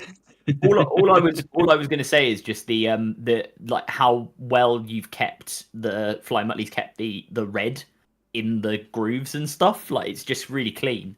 It looks painted on, which is like what it should do, right? Yeah. And I agree with Vil Carrera as well. Like the base, like really, again, it's a good example of almost the opposite, right? Like we had a quite rich, deep color scheme on the Dark Angels Redemptor, offset by quite a pale base, and here we've got the pale muted colors on the model that are offset by all the pops of color from the little tufts on the base. Yeah. It's very, very pretty. Very, very pretty indeed. Yeah, and there's nothing wrong with I see it in the chat. Nothing wrong with dry brushing. I'm literally waving a medium dry brush around for some reason. Oh, I dry brush all the time. Dry brushing is a great tool. Yeah. Dry brushing is a especially I would say dry brushing on kind of creatures as well. Like this, like any kind of animal. I mean, it does work on metal and stuff, especially if you want to give it like a kind of what's the word? Like kind of dappled effect, like it's almost, it's worn, it's damaged or whatever. If you want to do that on metallics or on like metal or artificial surfaces, it's great. But on like beasts and creatures and stuff, I think dry brushing is amazing. I think especially when there's like a model with lots of texture. So like the classic example would be Lizardmen or Seraphon, where they have a lot of texture. Just wiping like a dry brush over it with that little bit of paint just picks up all those edges all at once without having to painstakingly go in and try and paint as fine as you can. It's such a great technique to be able to use that you don't need to look down on it. I think use different techniques in different situations. Yeah, I think about the like my Angron, which is in the cabinet behind me, but with your tutorial, Josh, right? When you're doing the dry brushing on him, I think on the wings especially, to just give it that like pinkish layer over the sort of black that you've already done, and it just totally ties it together with the skin between the wings and the I guess the veins of the wing or the hand parts of the wing, the bone.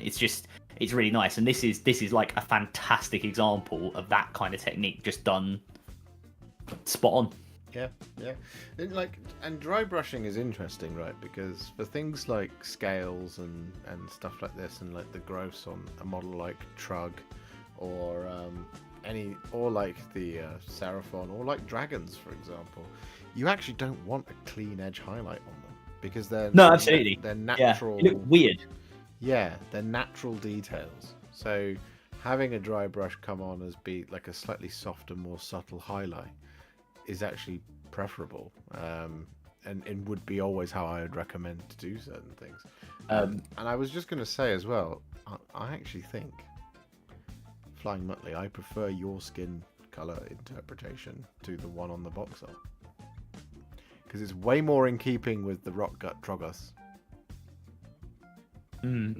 I think you've nailed it there, sir. Absolutely, very much so. Absolutely nailed it. Thank you very much. Big shout out to Kawaii Fieri in the chat as well. Says about dry brushing tactical rocks. Great name, great comment. Completely agree. Exactly. Next up, I'm not sure if she's watching, but we have Alice. Hey. This is Alice's Lady Ollander.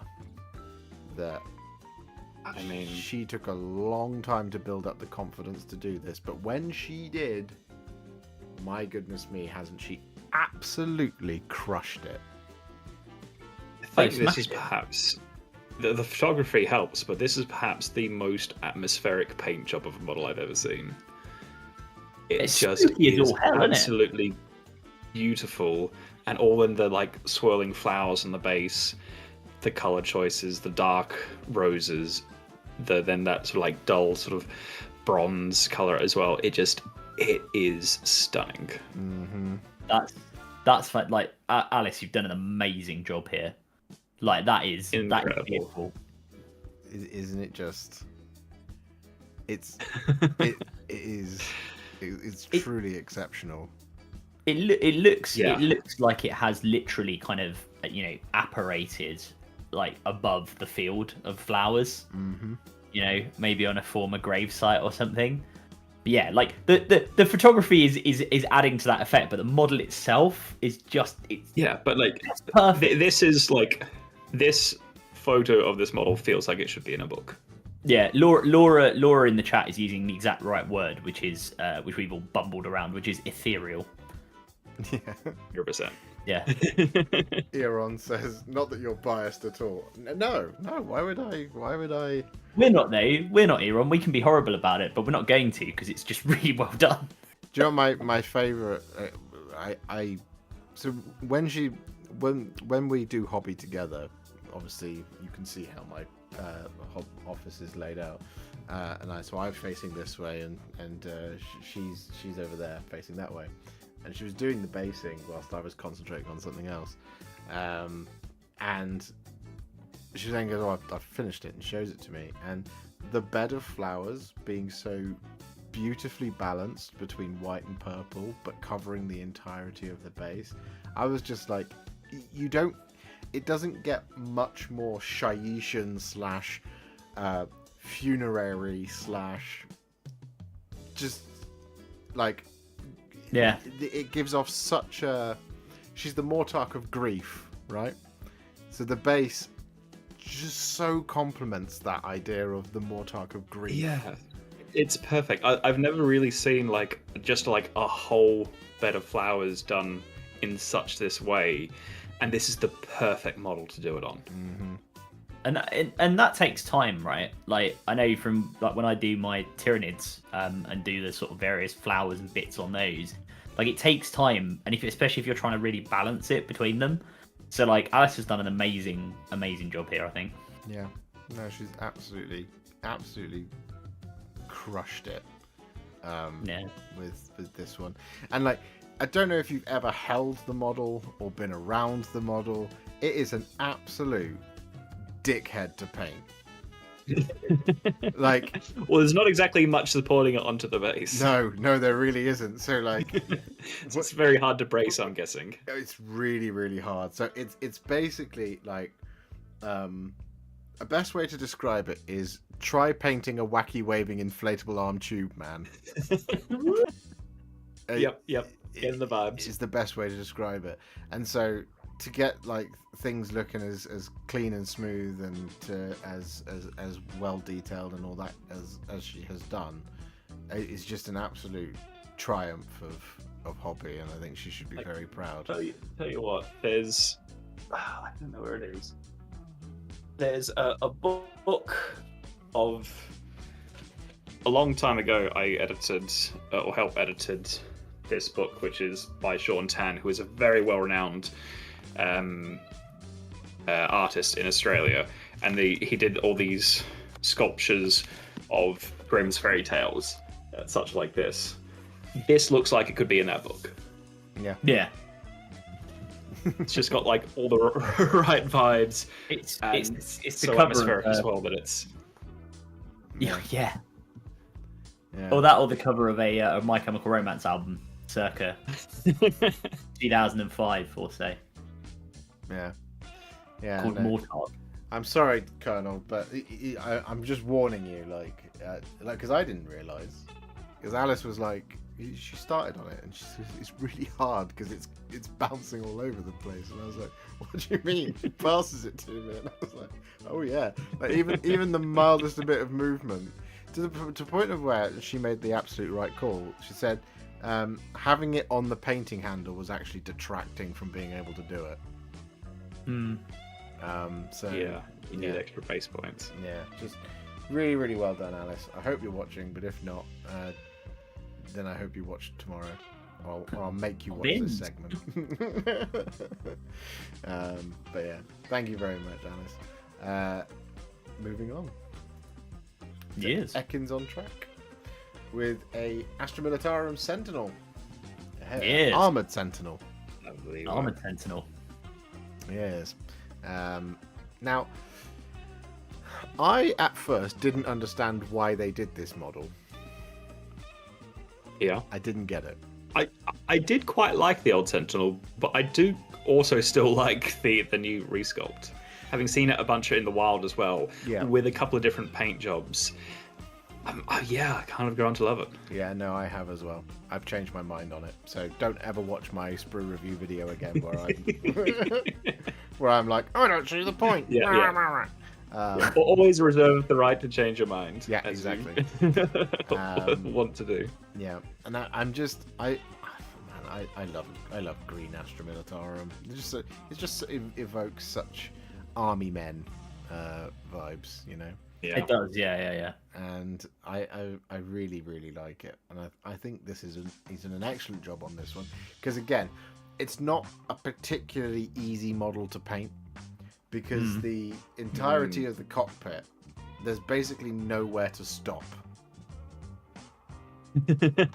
Your brush just has to keep on going. Exactly. This is a really nice job as well on the transfers and the little details. Little pops of color. Yeah. It's not an easy one to do, but he has done it, and it is very, very good. And I like it a lot, buddy. Oh man. Real nice. Do you know what I've been thinking about recently? Next year, what I want to do is I want to take a day, either once a fortnight or once a month. Once a week would be crazy, but a day where I just do something for me, and there's no like obligation to paint a video or anything, but maybe I'll stream during the day or whatever or something like that, but I want it to be my personal hobby time. And as a consequence of making this decision of something that I want to do next year, I've been kind of sat going, oh, what are all the projects that I would like to sit and get done? And Astra Militarum is very, very high on that list, because I've got things like the Kassakin to do, and I want to do more Sentinels. Again, that's how much models I've changed are my really mind. lovely. And yeah, I think you've absolutely crushed it, buddy. And this has provided a lot of inspiration for me. Well, you were going to do a diorama of them as well at one I point. was, yeah. I still will. And if I do that for a Golden Demon, it won't be next year. It'll be the year after, because I'd have had to have started now. But yeah, I think it looks cracking, buddy. It's really good stuff. Yeah, really good. Yeah, little RC. I always think of them as little RC bots. They are. They're one of those models where actually, like, the concept behind them is quite cool as well. Like, about, you know, going out and sort of scouting ahead of the rest of the Astra. I mean, I guess the armored Sentinels are used more as like anti-tank, but like going out ahead of the rest of the sort of main tank force and stuff. It's very ATST from Star Wars, which I quite like. Yeah. It is, but it's also very 40k, I think, as well. Like, just it's just classic sci-fi to have a thing on legs, like a machine on legs is walking around and has a big gun and is, you know, scoping out its next target. You don't really see those in Modern Warfare. It's almost exclusively sci-fi, and it just is so evocative of the genre. Not yet, at least. One day we'll have walkers. It's inevitable. It will happen. Yeah. Someone will be like, "What? Just put things on legs." What's the best all-terrain vehicle?" Well, it's clearly things with legs. Change my name. Well, it's what's the name of the robotics firm that's always has a new thing out? Boston Dynamics. That's the one. Yeah. Yeah. The Armored Sentinel brought to you by Boston Dynamics. There you go. But thank you very much, Ekans on Track. We move on now to Dambuster UK with Gordrak. Doom Cabbage. Yeah, love a good cabbage dragon. The Fist of Gore. They're just the best. It's an angry cabbage. I love it. Look how green it is. It's so green. Oh, it's wonderful. Also, like the different like variants of the greens and like the blending in there as well, and like then all the like the sort of like the brown spines, and it's then the vibrant yellows. It's just excellent work all around. Yeah, I'm a big fan of the yellow armor and the little armor pieces on him as well, and the banner or banner, the kind of cloth material, I guess. Also, like the weathering that he's got on that metal as well. Yeah, and on the skin. Yeah, and on the skin. To be fair, like on the scales, like on the darker, tougher scales, I guess, of the more armored bit of the arms and the back. Yeah. Is excellent blending across the entire model as well. I have to say. And is it a war boss, Josh? That's on the back of one of these. It's the war boss. It's Gordrak, the Fist of Gorg. Okay, well, I was going to say, Gordrak, the Fist of Gorg, does look like he's just seen someone score against Millwall and he's not happy about it, which I think is a wonderful, very evocative capture of the way it's done here. I think it's fantastic. This guy used to be an absolute terrorist on the tabletop. Right. He still is, but not everybody else has stuff that can sort of handle it. This, as I recall, and it might be the same way, but what it used to do is it charged, does a bunch of mortal wounds. If it kills the thing that it charged and did a bunch of mortal wounds to, it does it again and does another bunch of mortal wounds. And if it kills the thing again, it charges again and does another bunch of mortal wounds, and so on and so forth. It is a big green bowling ball. Yeah. It's absolutely foul. But it's an amazing paint job. Yeah, amazing paint job. I'm a big fan of the nice thing about these orc models in particular is that kind of differentiation between the skin, both of the orc and whatever creatures it's with, be they squigs, Maw Crusher. In this case, the Maw Crusher. But the metallics on this as well look super weathered, super worn, super orky. It's just really nicely done. Yeah. Flying Muttley says smashing and bashing, and I heard that in my head as Jonathan Pierce from Robot Wars. Now you're all hearing it as well. Crashing and smashing and bashing. Sergeant Bash. Yeah.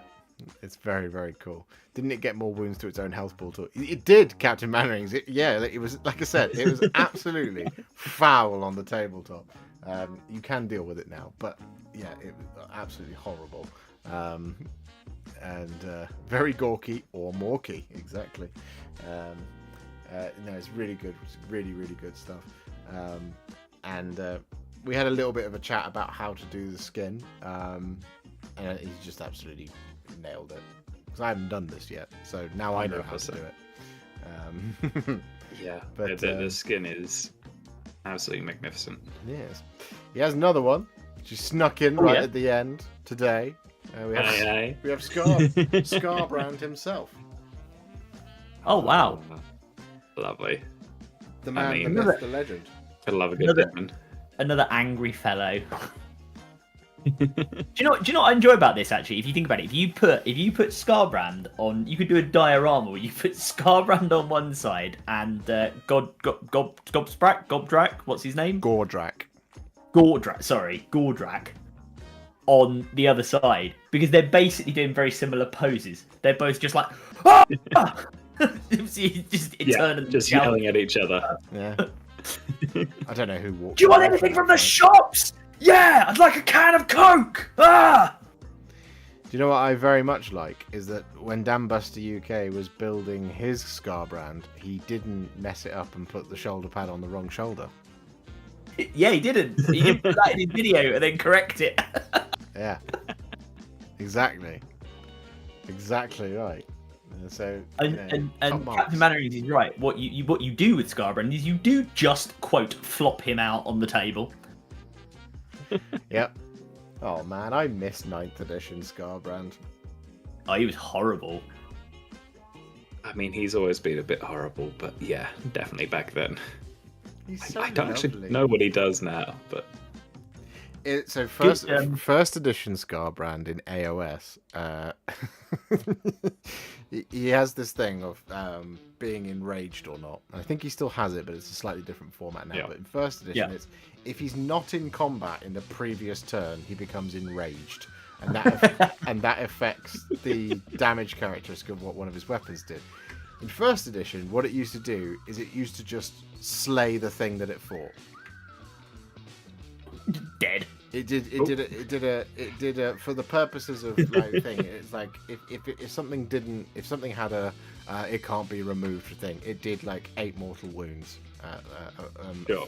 Flat over. But otherwise, it just removed things from the face of existence. yeah, it's like I fight you, you're dead. Yeah. That's just how it goes. Yeah. So in turn 1, he's always enraged because he's not in combat the previous turn. So if you get a first turn Yeah. charge off, you'll just eliminate someone's opponent. Yeah. He was very, very, very, very good. That's He's very, very cool. But yeah, no, he's done an excellent job on it as well. It's yeah, fantastic work. It's my son, my angry, Quality angry beard. son. Quality beard. Yep. I only got to use him once, but it was at a tournament that we came second in. So, absolutely hideous. Shut those custodians out. Exactly. But yeah, there you go. Thank you, Dan Buster. You snuck that one in right at the death, but good work. Glad you did. Next up, we have Ricky Drinks Prate, who took big stuff quite literally and painted a bunch of Rohan terrain and has absolutely. Yeah. Yeah, you absolutely nailed this. I mean, you saw me do Lord of the Rings stuff beforehand, but this is fantastic. I love how naturalistic you've made the wood, how there's little subtle bits of green and brown in that. It's not just like, oh, I'll just dry brush it grey. There is so much extra depth from the colours that you've added in here. It looks so realistic and so well done. Yep. I mean, the thatching on the roof is excellent as well. The like you said, the color shifting within the green, within the wood is absolutely unbelievable. The palisade wall looks fantastic. Theoden as well. You're not submitting Theoden, but your job on Theoden is excellent. Yeah. Very much so. I think the bell looks cracking. I just, Yeah. Solid thatch as well on that roof. Yeah. No, it is really, really, really nice. It's so It's such good, nice right? scenery as well, and you've done Very you've done such justice on it. I adore it. And I spent a good while looking at this today. And then I nearly bought some. This is the problem with Tale of Many Warhipsters. I watch stuff and I'm like, that'd be cool. Should buy some Lord of the Rings, and we'll get some games in. Stop it, you! Stop it! After your message earlier today, I know what you're doing. Alaric Look at this beautiful terrain. We could play on things like this. Alaric says, yeah, you can just hear the hardangers. Exactly. Yeah. Because as soon as that came on the screen, I think everybody said, I just heard that. Didn't it? Am I right? Everybody heard it in their heads? I not too long ago was looking These at models come with towers. music. Yeah, I was like not too long ago lucky enough to see the two towers in concert at the Royal Albert Hall with a live orchestra. And when that Hardanger comes out, whenever they do any of the Rohan stuff, it stirs up emotions. Alice and I were talking about this the other day because they've just announced. Rich, you don't know if you've seen this. The tickets are sold out now, so I don't know why I'm telling you about this, but they're doing just to give me FOMO. Yeah, they're doing a live concert performance of the soundtrack of Baldur's Gate. Oh, Yeah, that would be great. and But do they have a screen with like just a party playing through Baldur's Gate while they're doing it, and just like a couple of people dicking around? That would be brilliant. But we were talking about, and I said to Al, having viewed a lot of orchestral music and concerts and things, and having attended the proms and stuff like that in the past, I think because these things, like the Lord of the Rings, hold such a kind of emotional, nostalgic place for me in my heart, I think the emotion might be too much, and I would just bawl my eyes out throughout the whole thing. So I'm quite glad I wasn't at that concert, Adam, because it would have been. I would have been. I was unfortunately busy that night, and I wish I wasn't, because I would have loved to have gone. Yeah, no, it's absolutely fantastic. He says he's going to be part of his armies on parade next Saturday. Good. Well, best of luck. Yeah, best of luck. Brilliant choice. Looks incredible, man. Absolutely fantastic. But at last, we must move on from the realms of Rohan to the realms of death, with Plops of Corn absolutely just whacking out his black coach for everybody to see. Very nice. Very nice. I mean, the blending on this is absolutely world class. The sense of speed it gives you. Yeah. Right. For obviously it's sculpted that way, but the fact that Plops has managed to, with that blending, it really gives you that sense of these kind of spectral, spirits that are flying forward, and the only thing solid really is the coach. Yeah. Yeah, but then there's it's just the wood detailing, to then like the rib cages of like the horses, to the bone bits, to then the like slight glow of the yellow lantern, which then affects the color of the closest ghost that's sitting near it as well. Yeah, just so many incredible details here. The weathering on the column and on the base, all the base details, pool of kind of like sort of, I guess, stagnant water. Really nice. Yeah, I summoned Alice from downstairs to behold this. I just feel like this is your next project. Yeah. No, I said to her, because she doesn't like the black coach as a model, but I said sometimes you have to just see somebody else having done it. This will convince you. Exactly. The funny thing is, like, I'm with Alice generally. Like, to me, the black coach always looks a little bit goofy, but I think Plops has done a great. Like you're right. This is the kind of thing that I look at and I go, actually, that's pretty good. Yeah. I can get behind that. Well, the bit that's mystifying is that out in the wild. The corpse that it's carrying is a vampire. What? So in the back, you see the carriage. The coffin, yeah. Yeah, the coffin is carrying a vampire. But it's a Nighthawk. Well, they used to all be part of the same army back in the day, weren't they? Yeah, I was going to say, isn't that a hangover from the undead armies in Fantasy Battles? Because the black coach used to be a vampire model, didn't it? It is, yeah. That's exactly right. Ah. And we were talking about earlier the nice tuft on the top of the column. Exactly. Yeah, that's what I mean. It looks worn. It all looks worn and naturalistic. It's great. Yeah. Katara says, what it wait, is, though, these guys, days look at that water. The goat. Some nice water. But I was going to say, it's what's actually happening here in this model is they've nicked the vampire lord and are running away with him. It's like while he's sleeping, we'll nick the army's general and head off in the other direction. It's actually a scene from the film Snatch, starring Vinnie Jones. On the getaway driver. Laura says, I spy some goop here. We're all focusing on the goop. We do like some goop. The water does look absolutely incredible. It's quite crisp, this as well. Yeah. There's a Gary Lineker award in this, potentially. Potentially. You'll have to wait till the end to find out. He's got another one here, because we've got some flesh eater courts. So we have an abhorrent archregent, and we have a zombie dragon, or terrorgeist. Yeah, I think that's a terrorgeist. On just the most stunning base as well. Just the rock formation looks fantastic. Base is awesome. Yes.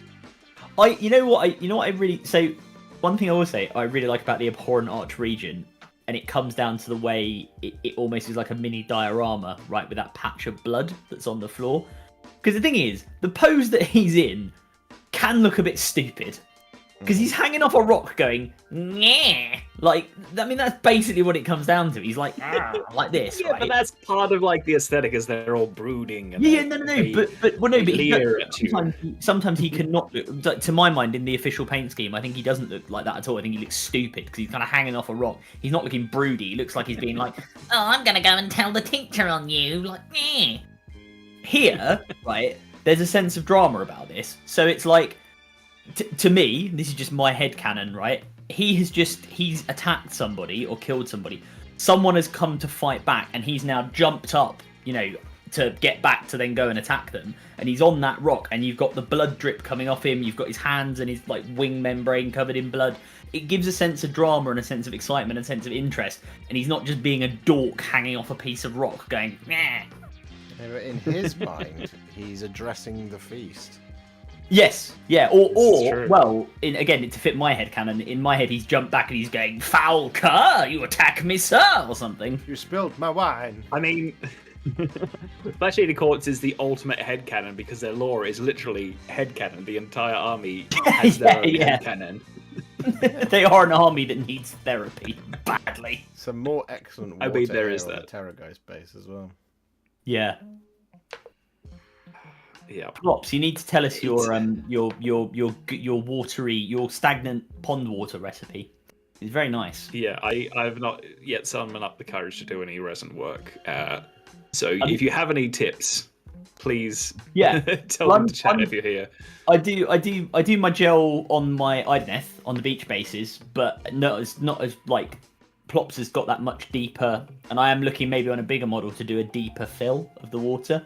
So I'd be interested to know how he does it. Every time I hear about someone doing resin, it's always how it's gone wrong. So yeah, because I use if there are tips and tricks.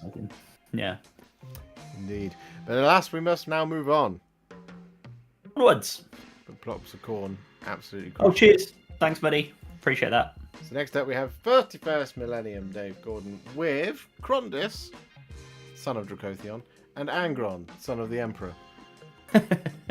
Son of Nuceria. You mean we have someone who's broken into Warhammer World and just stolen their models, right? Yeah. Because these look incredible.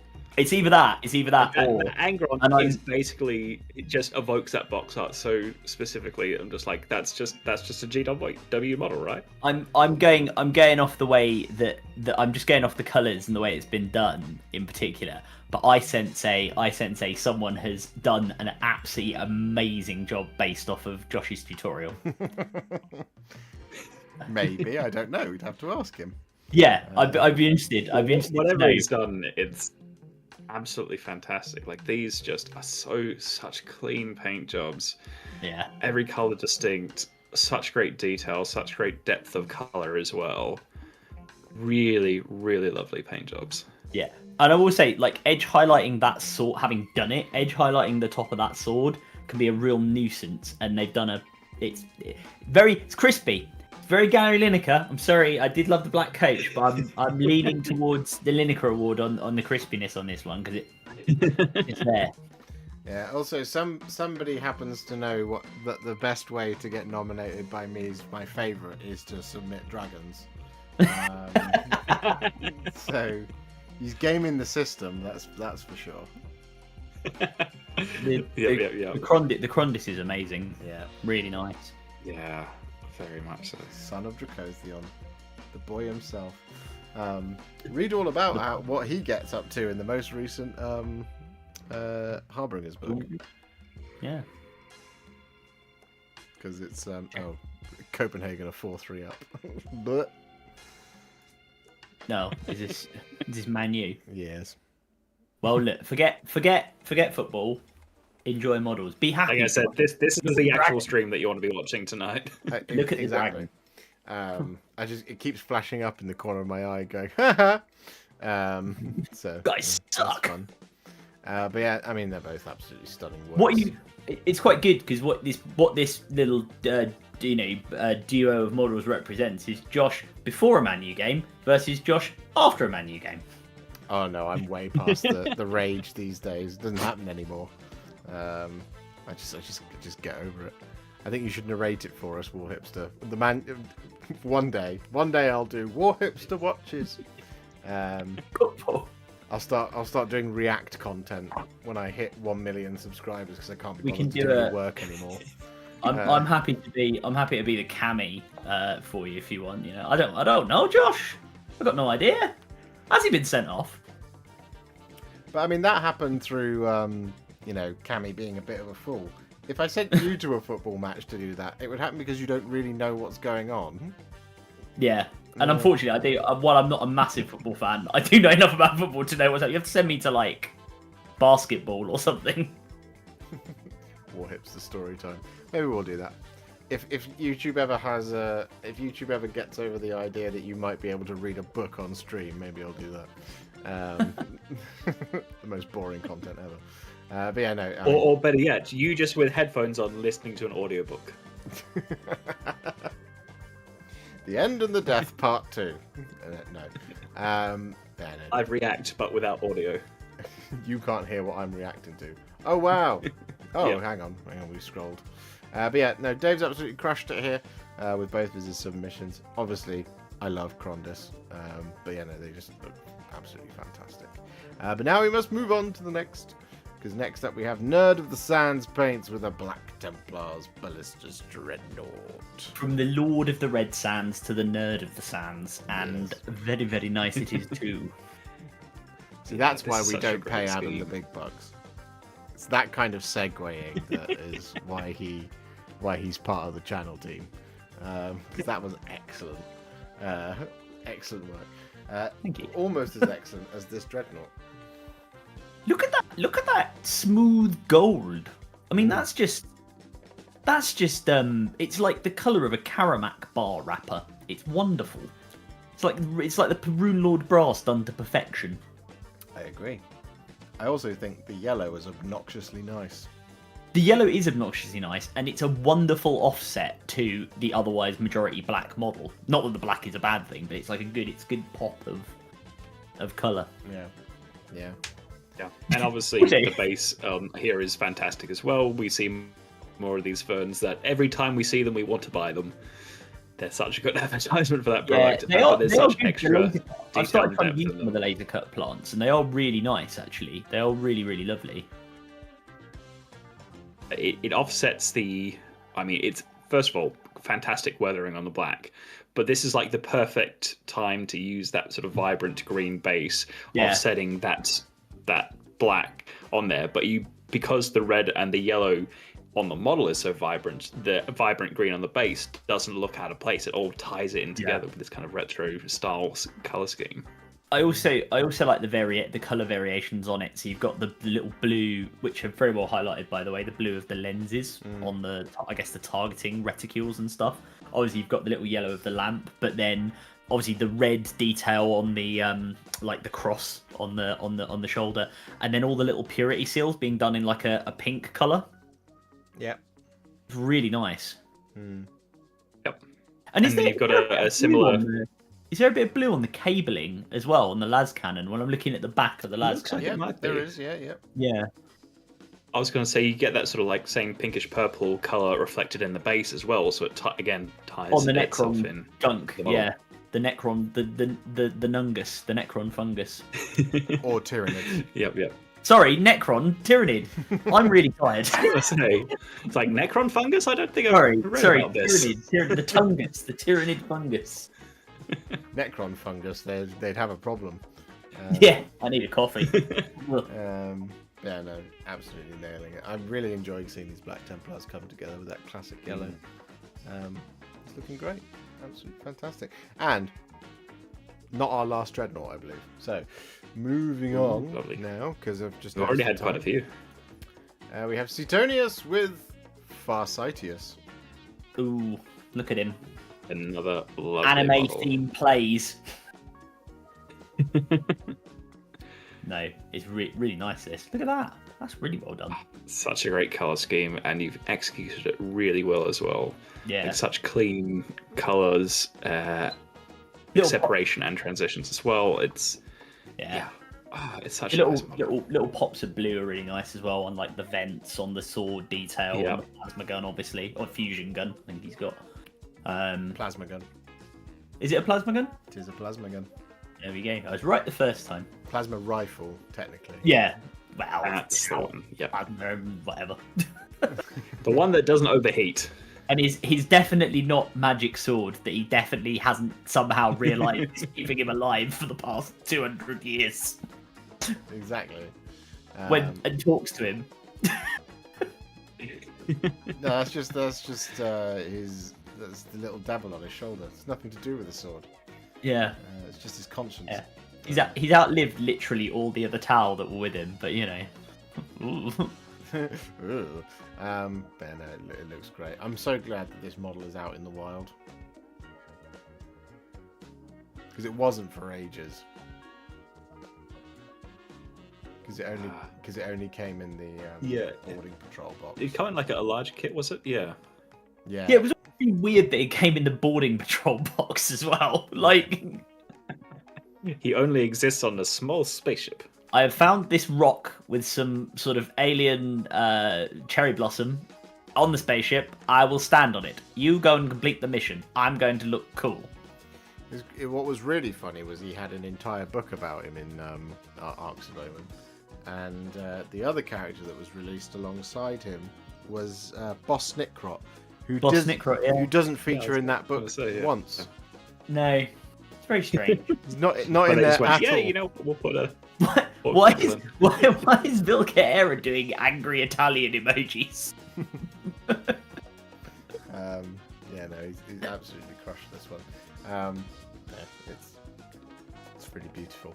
I really like the cherry blossoms here on the base. It's, again, just an extra little bit of pop of colour, very unique to him. But yeah, really, really great. Awesome. Really work. nice. Yeah. Next up, Lovely stuff. Yamail Angmar with our first lion. We did wonder how many lions we were going to see this month. The first example of the first Primarch of the first Legion. Very nice. It's a lot of firsts. The first. It's a conspiracy. It's a conspiracy. Yeah. I don't know. It's one of those. Either that or just New Year's Day. That's the first. It is. Really nice. Look at those. Look at the robes on the Watchers in the Dark. Yeah. I love those. That like burgundy colour. Yeah. I will say you've gone for the correct head choice as well. Yeah. I love the Obi-Wan moodiness. The moodiness of the front of this central picture. I think it looks absolutely fantastic. There's just enough that he's raced in shadow, like he Yeah. is. But also that avenging knight. Yes. Yeah, he's a beautiful model, isn't he? The old lion. The old lion, old man. El Johnson. Yeah, no, really lovely guy. Your mail has really done justice, though.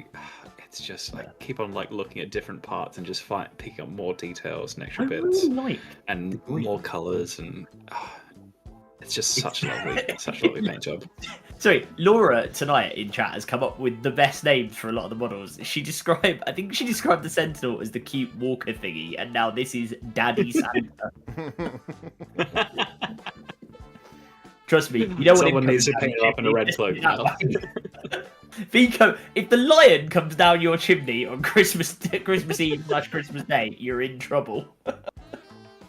He says, he says it was a real treat to paint, but I haven't been able to pick up the brush since.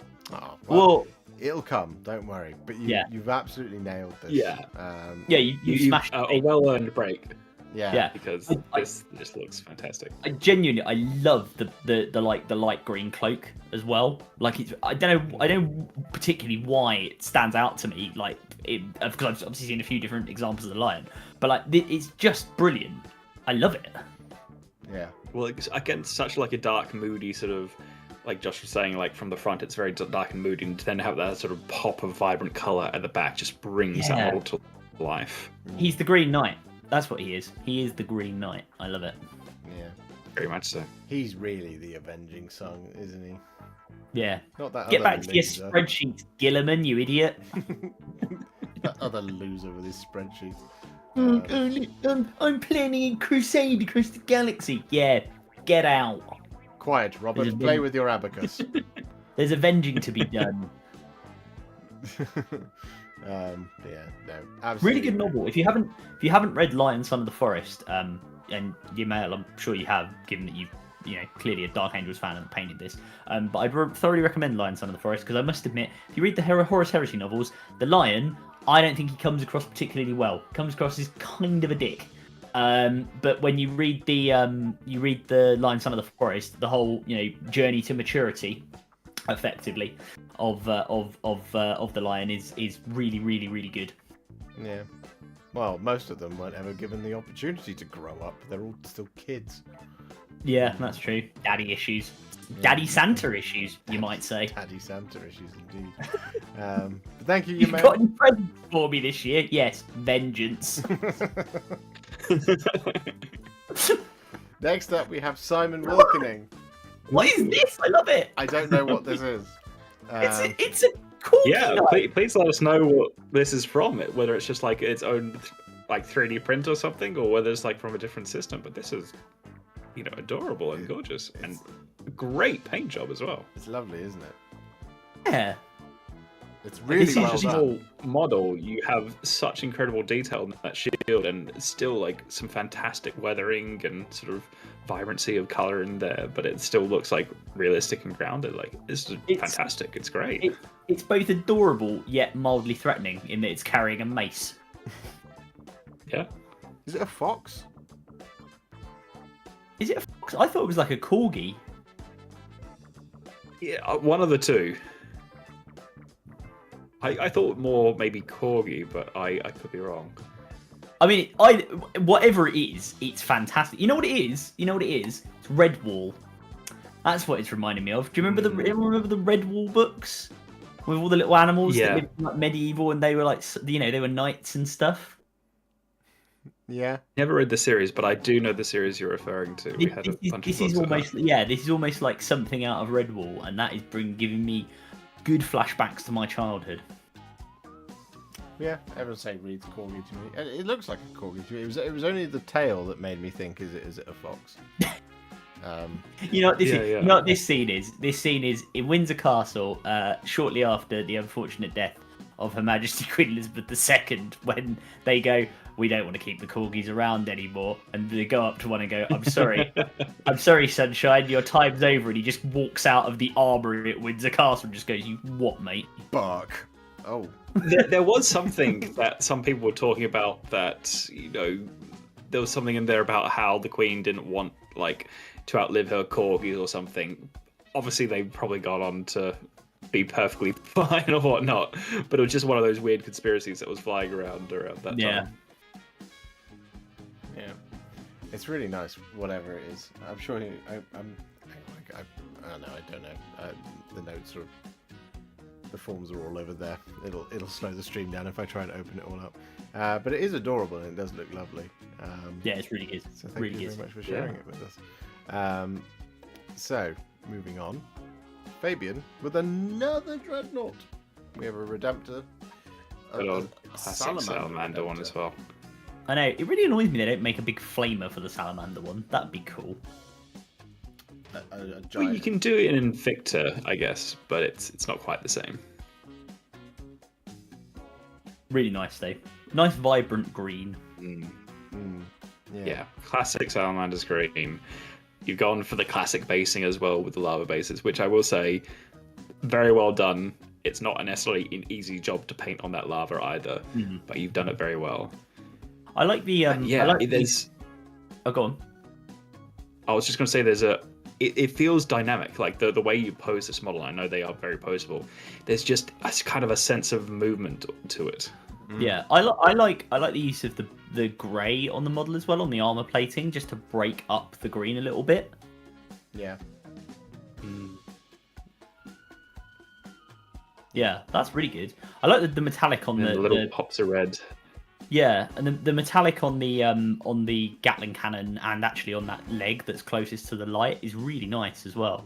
Yeah. It's like suitably dark metal, which works for the the salamanders with their sort of forging and being around volcanoes all the time. Yeah, I think the thing I love the most about the base is it is very clearly a lava base, but it's very subtly like it's not half rock, half lava. Because quite often that is what you see, but you can see like down here you've got a large pool of it coming off the edge of the base. Yeah, it's very easy to just get some cork and then cut it in half and then go, here is my rock portion, here is my lava portion, and then put a couple of bubbles in. Yeah. But yeah, this is much more sort of constructed and like these. I mean, there is a perfect rock for him to step onto next. Yes. To then continue walking and while gunning down his foes. Yeah, I mean that's what makes the scene right. Because like sometimes if you just do like I said, if it's an infantry model or a dreadnought or something that is standing in a pool of lava on the one rock in the middle of the lava, it's like either that's a game of the floor is lava has gone horribly wrong, or that guy ain't going anywhere. Like, where are you going to go? Yeah, exactly. Yep. I just think it just really makes the scene and it really completes the model and it looks fantastic. And if you can see it right in the middle of the base, just here, you've got those little flecks of hot rock. You see it? Right in the middle. Yeah. Yeah. Hot rock. Yeah. It's just very excellently well done, Fabian. Absolutely, nice. 10 out of 10. Love it. Moving on. We have Alaric, who's got a couple. First up, we have Mordor Troll. Mordor Troll. Always happy to see Lord of the Rings models on the channel, and this looks fantastic. Like just the skin color, you've absolutely nailed that sort of dark, sort of almost weathered metal on the armor plates. Yeah, it just looks great. Yeah, really. Always lovely. love to see these models. Really lovely job, and he does look like he's trudging out of the sort of scrubland around the Black Gate or something. Yeah. Yeah. Really, really good. Nice like edge highlighting as well to make the metal look like that much more almost brutal. Yeah. Yeah, it adds a sharpness to it, right? Yeah. But also a roughness to those keen Yeah. edges. Well, it looks like he made it himself, which is, how you want it to look. Yeah, this isn't like armor that's just come straight out of the forge. This is been through a couple of battles, been probably rolled around in the mud a little bit, and is now charging into probably some, poor Rohan rider or man of Minas Tirith. No matter what comes through that gate, you'll stand your ground. Not against that, I won't. Get out. Nope. You're warriors of Gondor. It's like crunch. Nah, sod that. Like I said, he's got more. We have a Tree Lord, Ancient. Ooh! I do like Looks a tree. like a fairly familiar scheme, but a very nice one. It is familiar, isn't it? And it's executed Tell you what, brilliantly. I do love that red against the browns. It's not something you see that commonly, but it really does work very nicely. Yeah. I like the lighter color on the staff as well. Like it almost makes it look like birch, like silver birch skin. Yeah, just got a different color of the tree. It's exactly what I was about to say. Captain Mannering, stop sniffing troll armor. It's not going to end well for anyone. And yeah, the basing on this again is really lovely. Like the use of the flowers, give it that kind of naturalistic forest floor look. It just looks alive, which is what you want from Sylvaneth, in my opinion. Yeah.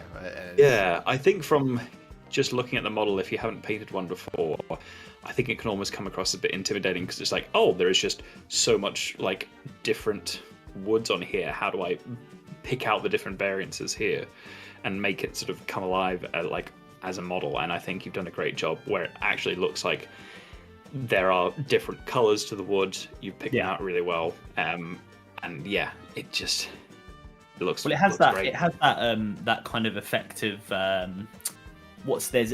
is a glade, because obviously when you do Sylvaneth you can pick which glade you want to be for your army, and one of them I think is Ironbark, which is they're the ones that I think they do their season, because you pick seasons as well. Their season is like the winter one, which I think it's called I can't remember what the exact name is. It's not called obviously Winter. It's called something else. But that it gives it that kind of because it's a Tree Lord Ancient, right? They're meant to be. This is an ancient, yeah. Yeah, they're meant to be the angry older spirits of the forest, and they're kind of wizards as well. So I think this gives it a really good almost quite menacing, frankly, because it's that really dark aged wood. Like it all looks like it's almost in winter. I really like it. Really like it. Yeah. Trees are angry. The trees are very angry. But we've got another angry model from Alaric, which is a Xenomorph Queen. You stay away from her, you bitch. Behold. I've occasionally seen a couple of these models, but you don't come across them that often. But they are quite lovely, and I do have to say, there are just that subtle variance between different sort of blacks is hard to pull off, but you can see it here where there are just slight variations between these colours here. Yeah, you got The that lovely shiny finish as well. shininess there. You got the blue in there. You got the matte black. You got the grey in there. So absolutely, because he showed us some xenomorphs previously, right? Those ones from the Colonial Marines. Someone did, and probably was Alaric. Yeah, it was him. From the cancelled board game, right? Yeah. So this is, I really like this. I really like this. Because like you said, all of the blacks there are just absolutely on point and look fantastic. Yeah, really good. I agree with Mike in the chat. It does look. It's got like a very good kind of coldness to it. Cold and unfeeling Xenos. Yeah. Very nice. Something you want to be coming across on your spaceship. No. No. Golden rules. No lion down your chimney. No troll through your wall. And no Xenomorph Queen on your spaceship. Yeah, you want to just avoid that really at all costs, don't you? Basic rules for life. Those Pretty much. Adam's top tips for success. I was going to say, yeah, let me tell you, my version of that stupid Jordan Peterson book would be very different. I think that's the first time that name's ever come up on the channel. And it never will again, so don't worry. Yeah. Yeah, no, excellent work, Alaric. Really top notch. But alas, we must move on. So next we have Conic Melter with the Ancient from the Company Heroes box and a unit of 5 Classic Scouts. Very nice, very classic, and I do love that center bearer. He's very good. That's a box of lovely models, and that's the loveliest model in that box. As I called them on the podcast, the greatest Space Marine models you'll never use. Yeah. Well, I hope you do use it, Conic Melter, because that paint job deserves to be on the table. Yeah, I 100% agree. I think it's fantastic, and it's very it's got that kind of old school bright ultramarines about it, which I really like. Yeah. Yeah. Same as the Props to Scouts. hand painting the name as well. Yeah. That's not the easiest task to do, and you've done it well. Yeah, it's not easy. It's not easy at all. Yeah, no, it is a lovely... So my dog has decided it's interested in Conic Melter's excellent ultramarines. Is now awkwardly standing with his face shoved through the door, which is not fully open. Come in and have a look at the painting. Come on, come and have a look. I wish to see it. I wish to behold. Yeah, it's a lovely ancient model, isn't it? And I love a classic scout. We do sadly have new scouts coming, but I do love a classic scout. My favourite one of those scouts, by some distance, is the chappie with the big sniper rifle, because the expression on his face is the expression I have when I have to get on the train in the morning. Just. I thought you were about to say it's the expression that you have when you have to carry around a big sniper rifle. That sounds like a fun weekend to me. Hold it there. Am I mistaken? Are these the metal scouts as well? Not even the old plastic ones? No, these are plastic ones. Oh, these are the plastic ones. I can never. I think remember which is which. The sergeant at the back is definitely plastic. The metal ones you can really tell what the metal ones look like. Right. Yeah. It's been a while since I've painted any scouts. Are you showing off Izzy now, Adam? He's come over while I'm watching this, but I think Laura wants to see him. He's now just standing here awkwardly. What are you doing? Come here. It is what he does. Yeah, you would know. You've met him. Yeah. He stands over you while you try and sleep. And because he's the size of a tiny horse, it's actually quite intimidating. He's the size of a boat. Yeah, no. Conic absolutely crushed it. Love the Ultramarines. Love to see them. And I'm glad to see that the company heroes are being painted by some people, even though for game purposes, a lot of people have decided they're not very good, and they're right. But they are the best models that have come out recently. They're all plastic. There you go. See, I know my scouts because the metal scouts' faces weirdly look better than the plastic ones do. Because these ones all have like the brows that are just kind of level on top of their eyes. Yeah, it's a very classic plastic scout face. Absolutely love it, and I love the like kind of feathering you've done on the top of the barrels of the sniper rifles. Just kind of gives it that almost like quite a comic book vibe to it, which is really cool. There you go. There's easy. Thank you very much, Conic. But now we must move on to Kataro, who has our second Norn emissary today. Was mine the other one? Yours was the other one, yes. Okay, well, good. Well done, Kataro. You painted the correct model choice for the big one. Yeah, and given us more angles as well to see the lovely, lovely paint job you've done. Yeah, so the colours of High Fleet Leviathan. Yeah, excellent.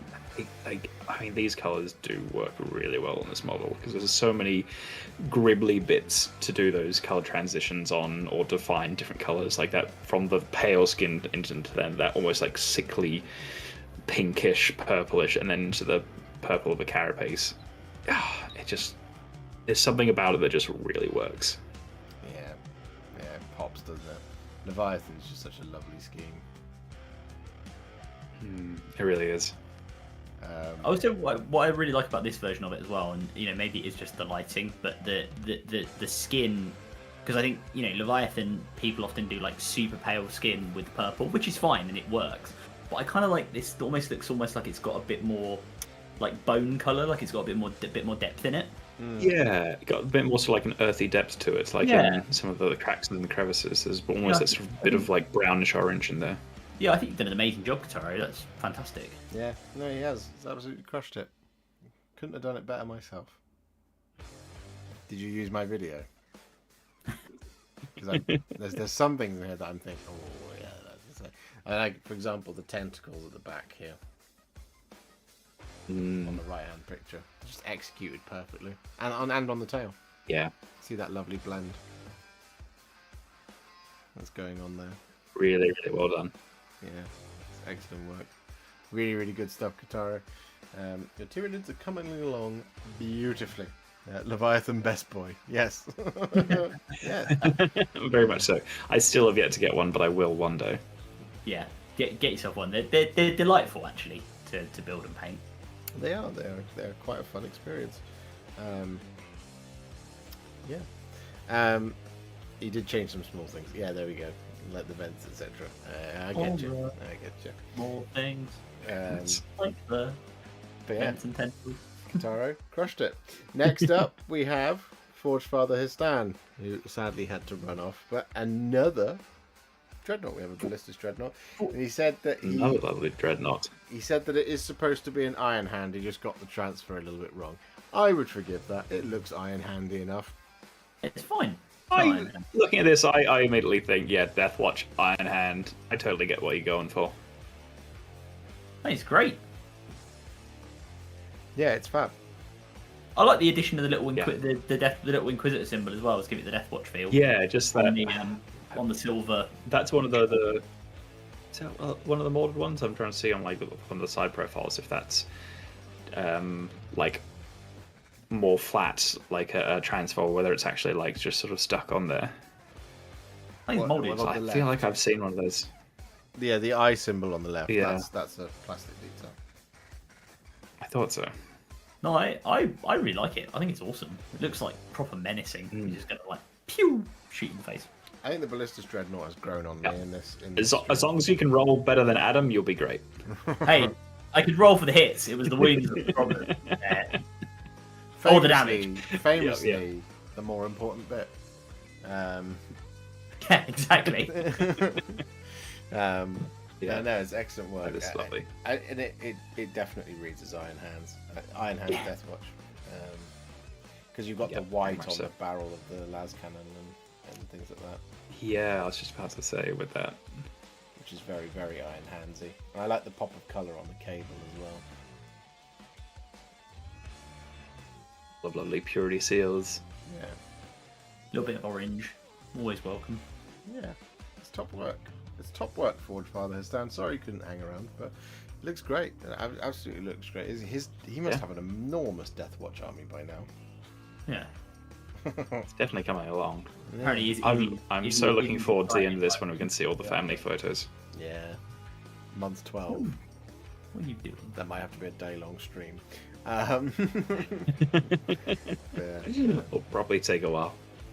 Yeah. Absolutely nailing it, as always. Next up, we have Philip Gomez with some more Tyranids. We have Huggy Man, we have... More lovely Tyranids.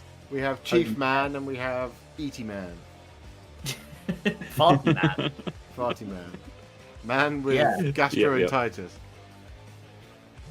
Well, you wouldn't feel too That's great. what happens when you eat a psycho. Yeah, psychers for lunch.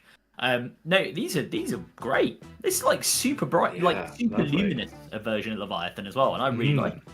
Yeah. And you've got those like pops of green in the hive tyrants, like guns and like all like whips and everything as well. Yeah. It's just really, it The really goes with that vibrant skin. the blending down to the claws on the Screamer Killer is real nice as well. And on the tentacles of the Psychophage. Yes, yeah, as well. Going from dark to pale, yeah. It's not easy to do that on the Psychophage at all. I've just built one, and those tentacles are all over the place. It's not easy because they're all overlapping and all over the place, and it's the bit that in my video I spent the longest on because I was like, there's just quite a lot going on. Yeah. But yeah, no, Definitely. 3 of the best. It's turning into quite the lethal army that you are building over there, Philip. Big bugs, powerful bugs. Yeah. And the Screamer Killer is just so nice, isn't it? It is the highlight of the Leviathan box. Yeah, It is. It's so funny because I've said this before, but for such like a derpy model that it was based on, they've taken that sort of derpy classic pose where he's just standing there with his forearms out to his side, and somehow they've made that look really cool and really menacing. Yeah.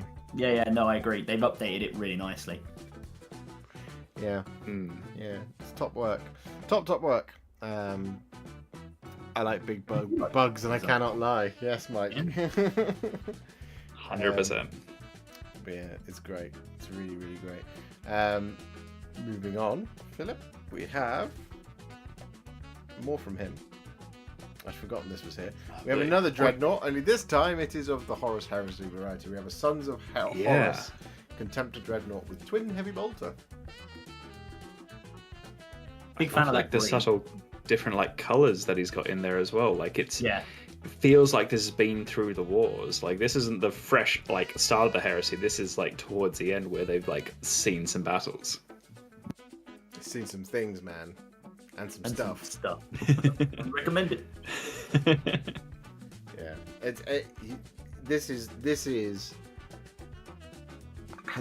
the green I picture Sons of Horus, because everybody, it's one of those colours that I think you either picture it green or you picture it bluey, and this is how I picture Sons of Horus. It's such a hard colour to get right. It really is. And this is it. This is how I picture it. Yeah, absolutely nailed it. Yeah, it looks really good. As I say, I like those little like rust touches as well, just to make it look worn, like it's been constantly fighting. Yeah, really good, really nice. Yeah, it really sells that kind of realism of the model, because like so often, and I do this as well, we just we paint things a clean color, we crisply like highlight the edges, and it looks really lovely, but it doesn't. That's one style, and that's a GW classic style, but this is a different style where you mix up those colors, because in reality things aren't necessarily just one flat color. It has a bit more variation in it. It looks a little bit more realistic. It looks like it's seen some action. It's got those rust elements in it. Yeah. And it really just sells that realism of the model. And I know when they redid the Contemptor Dreadnought kit for the Horus Heresy Age of Darkness box, some people complained that it was a bit plain, like because obviously the Legion specific, I know they made them available again eventually, but I think this is a really good job of taking a model that on the that is a big kind of plain panel of armor around the torso and the face, and actually what Philip's done with the the use of, I assume, a transfer there, and like the little transfer on the shoulder and on the knee joint as well, like it adds it, and combined with the paint scheme and the weathering, it really adds a lot of depth to what is otherwise just a kind of big, it's not flat, but like a big angled surface of plastic. Yeah, he's broken up that space in a really interesting and smart way. Definitely. Big fan. Yeah, no, I completely agree. It's top work. I just can't get over how good that armor color is. It's amazing. Yeah, fantastic. Yeah, excellent stuff. Moving on, we have Avelian, who I know is also here but has had to leave. We have a Spartan. Lovely stuff. I love quad las cannons. This is such like a menacing color scheme as well. Yeah. Dark Angels. Horus Heresy Dark Angels do have a really cool color scheme. Yeah, they literally are Dark Angels. Yeah. It's very on brand for GW to be that literal about things. Yeah, and like I said, the thing I love about Spartan is the two quad las cannons. It's just so stupid, but in such a great way. Because you used to be able to do the Land Raider Terminus, which had, what was it? 2, that's 4, right. 6, 8, 9 las cannons on it total. The Spartan has 8. Doesn't have a problem with it. But the Terminus, if you rolled more than 3 ones, you would jam. Or you do mortal wounds or something like that. There's a lot of lads. Yeah, something stupid about it. But yeah, there's something really wholesome about a quad las cannon setup, and I love the Spartan. I think it's amazing. And this one's painted brilliantly. Yeah, definitely. Really good job. Really good job. With that impactful black and red of the Dark Angels, and then those Forge World transfer sheets. They're next level. I mean that's next. Yeah, absolutely next level transfers. Yeah. But yeah, just a really classic scheme done well. Yeah. Gotta love it. Absolutely have to love it. Nice work, Avelian. And thank you very much for your submission. Now we move on to the next one, which is GameX, with some, what are they called? Record? No, they're not Wreckers. Ragers. Iron Jaws Ragers. Brute Rangers. This is the dual kit, wasn't it? Yeah, the Wreckers were the other one with the masks and the chain balls. That's it. Again, really good job on these of both the skin and making the metal look like it's just been, beaten with the fists of the orcs into shape, which is, canonically how they do it. Different colours between the metal armor and the metal blades as well, which really make them stand out. They're still the same, that sort of style with all those chips and the variation of color that give that weathered look. But having the armor and then that bluish color actually really works nicely. Completely agree. Yeah, really, really nice. And again, they stand out very nicely against the desert bases. And of course, a lovely darker green skin to the orcs, which I think we've seen a fair amount of yours done this style, and it always strikes that point of difference and always looks really lovely because you don't see a lot of orcs with this sort of darker, more vibrant green as their skin. Yeah. Yeah, I agree. Yeah, all of the GW ones these days are that kind of more pale green. Gut Ripper Flesh, because Yeah, it's more pale and a little bit more muted as well. While these are very vibrant. Proper orchid green, exactly, Captain Man. Orchid green. Yeah, this is like classic fantasy orc green. Yeah, 100%. Yeah, no, lovely work, GameX, absolutely. Next up, Chief Cynic, who again was here earlier but has had to go. With some Grey Knights, we have Castellan Crow, and we have a Venerable Dreadnought. So, I mean, look. Dreadnought City tonight. Redemptors, Ballistus, Brutalis, you're all good. You know, I like you fine. But is it a traditional box knot with its silly knees that it doesn't have? Nah. So who needs knees? exactly. The whole point of going in a dreadnought is you don't have to use your knees anymore. Exactly. Yeah. You plant your legs and twirl about on the spot. Which is, I mean, I love it. I absolutely love it. And like it's just in the colours of the Grey Knights, the Venerable Dreadnought looks absolutely fantastic. No, this is really lovely. I also have to give a shout out to the sort of like yellowish green purity seals that we've got on the Stellan Crow there as well. Yeah. Which you don't see that very often, but boy, is that the perfect colour to choose there. It really pops against the red there, and then bits of purple and obviously the rest. But that works so well, and why haven't we seen that done before? And why haven't we seen more of it? It's a really good technique on him as well, especially when you've got the red back banner and cloak, as you say, that already kind of give that red pop against the silver armor. It's a really nice way of differentiating it. And the sword, the sword of shadows or whatever it's called that he's got, the demon. It's a demon sword, isn't it? Or It is a demon Yeah. The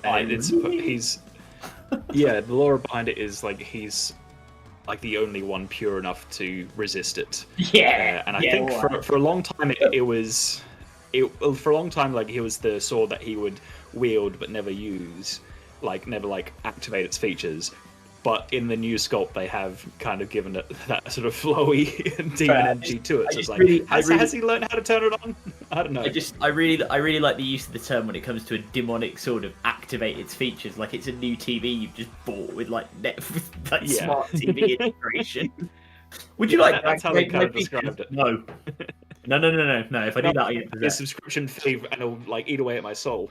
Yeah. This sword has Siri. Much like real subscription services.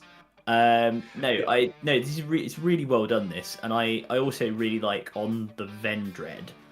I really like the way that the panel, like the sort of goldy panels, have been done. Yeah. It's a lovely rich gold as well. And it's picked out the wording. I know obviously that's sculpted, right? But that can get lost sometimes, and I think the way that's been picked out. Oh, definitely. I've had to paint a Vendread before as well, and you have to work to get that wording to really pop. Yeah, it's like a list of holiday destinations.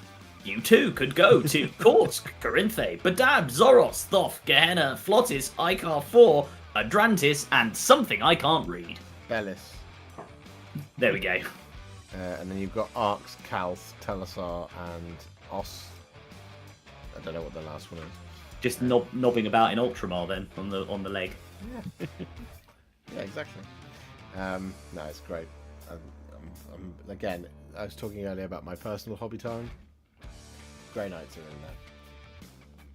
Grey Knights are cool. I really hope Grey Knights get some. I mean, don't get me wrong, Chief Cynic's done a fantastic job on the Boxnaut, and I love Boxnaut. However, as a range, the Grey Knights are suffering a bit from showing their age. And Castellan Crow is a great example of how you can, upscale them to be a bit more, not tiny. So I do hope they're lovely kits, but they're just a little bit small these days. I just hope they get some love, right? Like Grey Knight Terminators are just really cool. Grey Knight Terminators are amazing. I mean, don't get me wrong, Oh, yeah. like all the specific Dreadnought Terminators that Terminators, are at the new scale would be fantastic. yeah, all the specific Terminators are cool. The Deathwing, you know, the Blood Angels Assault Terminators, they are all great, but Grey Knight Terminator's a baller. I really hope they get new Well, scale. it's also you can take them as troops. Like you can just have an army of Terminators. Exactly, and they're all psychers. It's just very cool. Yeah. It is a very cool army in general. It is great. Love it. Right, moving on. We have Daniel Watts with a Wave Serpent or a Falcon Wave Grab Serpent. tank. It's not a Falcon, is it? Wave No, Serpent it's not. because of the bits on the Yeah, edge. Wave I Serpent. believe. Wave Serpent, not Those not are Falcon. on the Wave Serpent. Falcon's got a bigger turret as well. Yeah, that too. Yeah. No, Oh, this is very cool. Very Elator colour scheme, isn't it? Blue and white. I believe so. I think so. Yeah. Yeah. No, very lovely, very clean. Having an open hatch as well on the pilot. It's got to get in and out at some point. He's an Eldar. They can do all sorts of weird space magic. They can just jump through glass. But then, we can do that too, but we don't generally. It's not the injury. Usually the glass wins. No, Yeah. I like it. Usually. I don't know why, but it gives me it both looks very, I would say, very old school in a good way, like that very kind of evocative Eldar from the early 2000s kind of block color schemes. I think it's really nice. And also because it's like blue, white, and red, and my wife happens to really like Sailor Moon. I don't know why, but it's giving me like Sailor Moon vibes again in a very good way. I really like it. It's really clean as well. Like the finish on that white is lovely. Yeah. Yeah. If you look really closely at the blue, you do actually start to see there are actually some textures in there, which actually, Yeah. I don't think the photo has done it justice. It's a lovely model, but I think it's even lovelier in person because there is that subtle texture in the blue that I think will really pop. No, I agree. It makes it look like what Eldar machinery should look like, which is almost naturalistic. Yeah. Because it's not metallic, it's either Wraithbone constructed or it's constructed from sort of Eldar psychoplastics, which are effectively grown. Yeah. Health and safety having a meltdown over the canopy, says G0. You can't park there, sir. Anyway. Can't exceed speeds of 10 Alright, miles they an hour got without fate it. dice. Exactly. I roll the one. No. To give it the censored version. Yeah, no, it looks great, Daniel. Really, really good stuff. First Eldari, I think we've had so far. Nice. Yeah.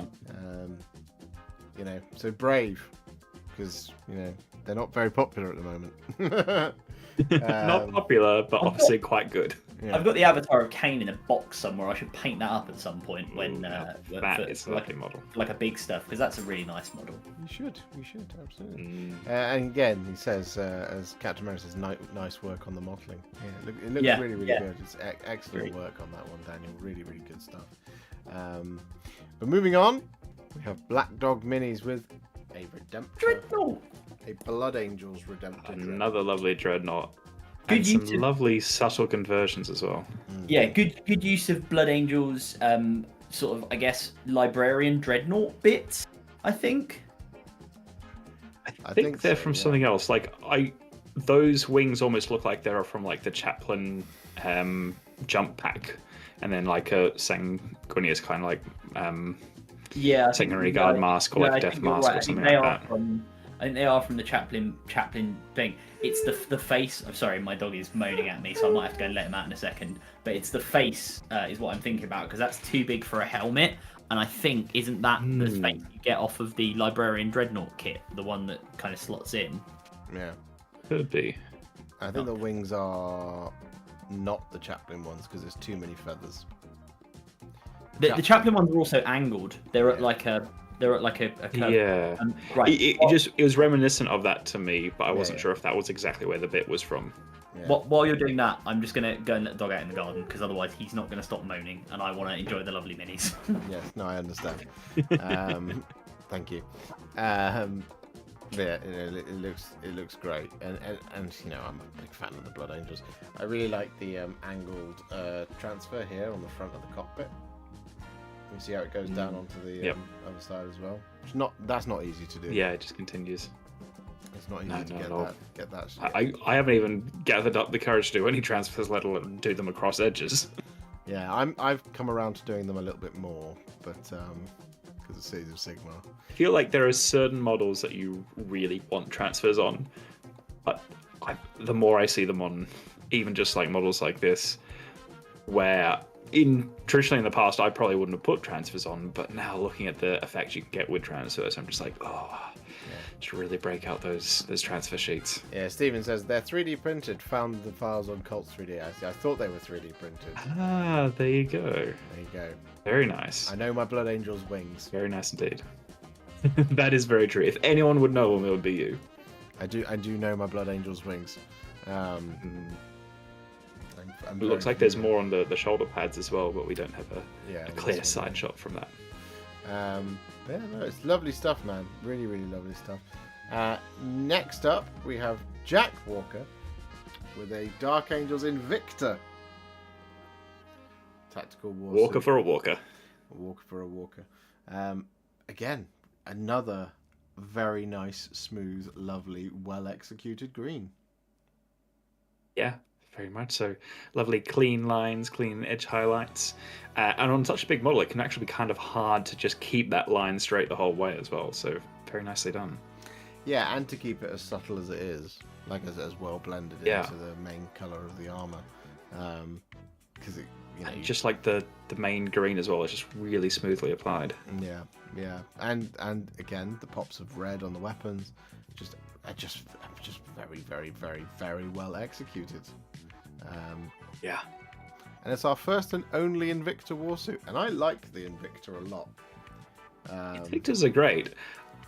So here's the question: do you paint it with or without its roll cage? Like, do you put that on after, or do you put that on first? Because I feel like it'll be a pain to get to the model underneath. Well, have we met?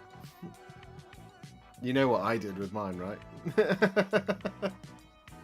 I'm guessing you, as always, just put everything together and then paint as you and deal with the lack of sub-assemblies afterwards. That is correct. Exactly to be fair, I do the exact same thing. Yeah. Because I want to play with my models, goddamn. Exactly.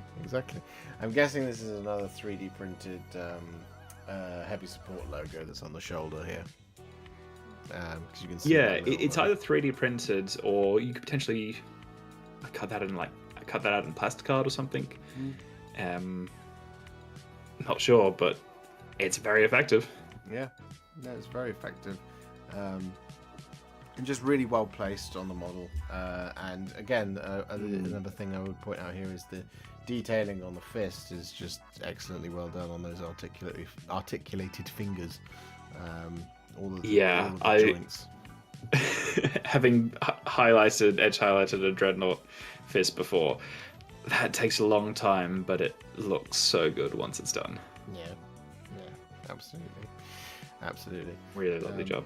Thank you, Jack. Excellent work. Our only Invicta, sadly. So now we must move on to the next one, which is another Dreadnought. We have Cameron here with a Ballistic Dreadnought, and we have another Blood Angel. I've written down in my notes that Cameron's done a better job of his Ballistus Blood Angels Dreadnought than I have, because he painted the underside of the I was gonna say of the canopy of the front plate, which I did not do. Yeah, I think most people probably wouldn't, but you are, props to you for doing all that extra work. We get to see it here and we get to appreciate it, but on the tabletop, I mean, maybe when it gets, when it's loses half its wound, or when it's like down to a third of its health and is like degraded, maybe you like rip off the top and go, cool, this is now I know it's degraded and I can visually see that, and you can kind of use it for that. But otherwise, most people just don't bother. But I think it's great. You've done a great job. Cameron says those damn shiny transfers showing me up. It's really hard on those Dreadnoughts because it does always angle up. But honestly, like recently for the Cities of Sigmar stuff, I've been using Storm Shield out of the pot, and it is obnoxiously good at matting down those transfers. You just use a tiny little bit of it at a time, and it just does it in seconds. Like, it's really excellent. But it's like, because of the way it angles up to the light on all those dreadnoughts, you are always going to see a little bit of that happen because it just does it. Honestly, yeah. This is just the photos doing that to it. As Josh said, there are ways to get rid of that if you really want to get rid of it, but in a regular game, you won't notice it. Yeah. Really excellent work on the execution on the blood on the parchment on the front there. Yep. Because that's not easy to do. And you've gone for that kind of gothic thing as well as writing it out and then doing the lines next to it as well, which really just, it's how GW does their big writings. Absolutely brilliantly executed. And like I said, better than mine because you did the whole of the sarcophagus, and I haven't ever done that on any of the dreadnoughts that I've done because I stick the thing down and I go, "You'll never see it." Yep. Yep. Well, that's the philosophy of gluing everything together first. It's like, if you're not going to see it, I'm not going to paint it. First time doing freehand, he says. Well, bruh. For a first time out, if you've crushed it, you should do more. You should do more freehand. Yeah. Because it's really, really good. It's really, really well excellent. The checkerboard effect on the knee is really good. Yeah. Little details like that really kind of bring a model to life. Yeah, just really makes these dreadnoughts absolutely go off, right? Why do I keep coming back to amazing dreadnoughts? Because there are a lot of them this month. This is the dreadnought month, 100%. Yeah. But yeah, no, really well done, Cameron. Excellent work. Excellent work. Next up, Old Man Nos with a Canoptech Reanimator. Canoptech Reanimator. That's the one. Yeah. He's got another one as well after this. But behold. Very nice. Such a lovely colour scheme. Like Old metal Necron. It's menacing, this. But it's just like the perfect colour choices with all the green cabling, the slightly sort of bronzy metallic, but then got a couple of different variations of the metallic in there as well, and then just those glowing sort of yellowish green eyes at the top. It's such an effective colour scheme. Yeah, really nice example of Zarakan. Yeah, really like it. Very much so. Yeah, it's really, really well done. Really, really, very well done. He's got another one as well, which is a Doom Spider. Doom Spider. Same, just lovely example of the colour scheme, and just sort of like perfectly placed colours exactly where they need to be to get sort of achieve maximum effect. And there's a little bit of purple under it as well. Just a touch. You can just see, it's really nice. I like the good use of Tesseract glow to actually get a glow effect as well, which is lovely. Yeah, that's not easy to do with that paint. No, because it doesn't dry particularly well to do that. Yeah. I love Tomb Spiders. For me, they're so iconic of the Necron range. Well, they're like creepy, and they work really well. Yeah, they're just It's like Daddy Scarab. Daddy Scarab, Daddy Santa, and Daddy Scarab. Yep. These are all the names of terrible DJs that were playing at hotels in Mallorca, like when you went on holiday when you were a kid. Daddy Scarab is definitely a terrible DJ from Mallorca. Isn't it? It's fine to call it Daddy Scarab, but it's not fine to call it Scarab Daddy. No, don't call it Scarab Daddy. That betrays. Yeah. I can't tell you how many people I've made uncomfortable by referring to Be'lakor as Shadow Daddy.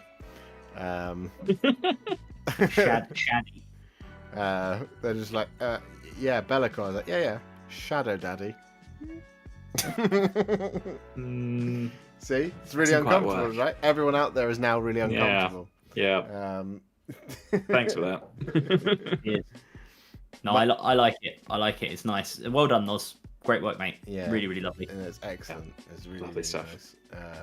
And like I said, for me, very, very iconic of Necrons and of Warhammer 40,000. It is. They're just very Dawn of War to me.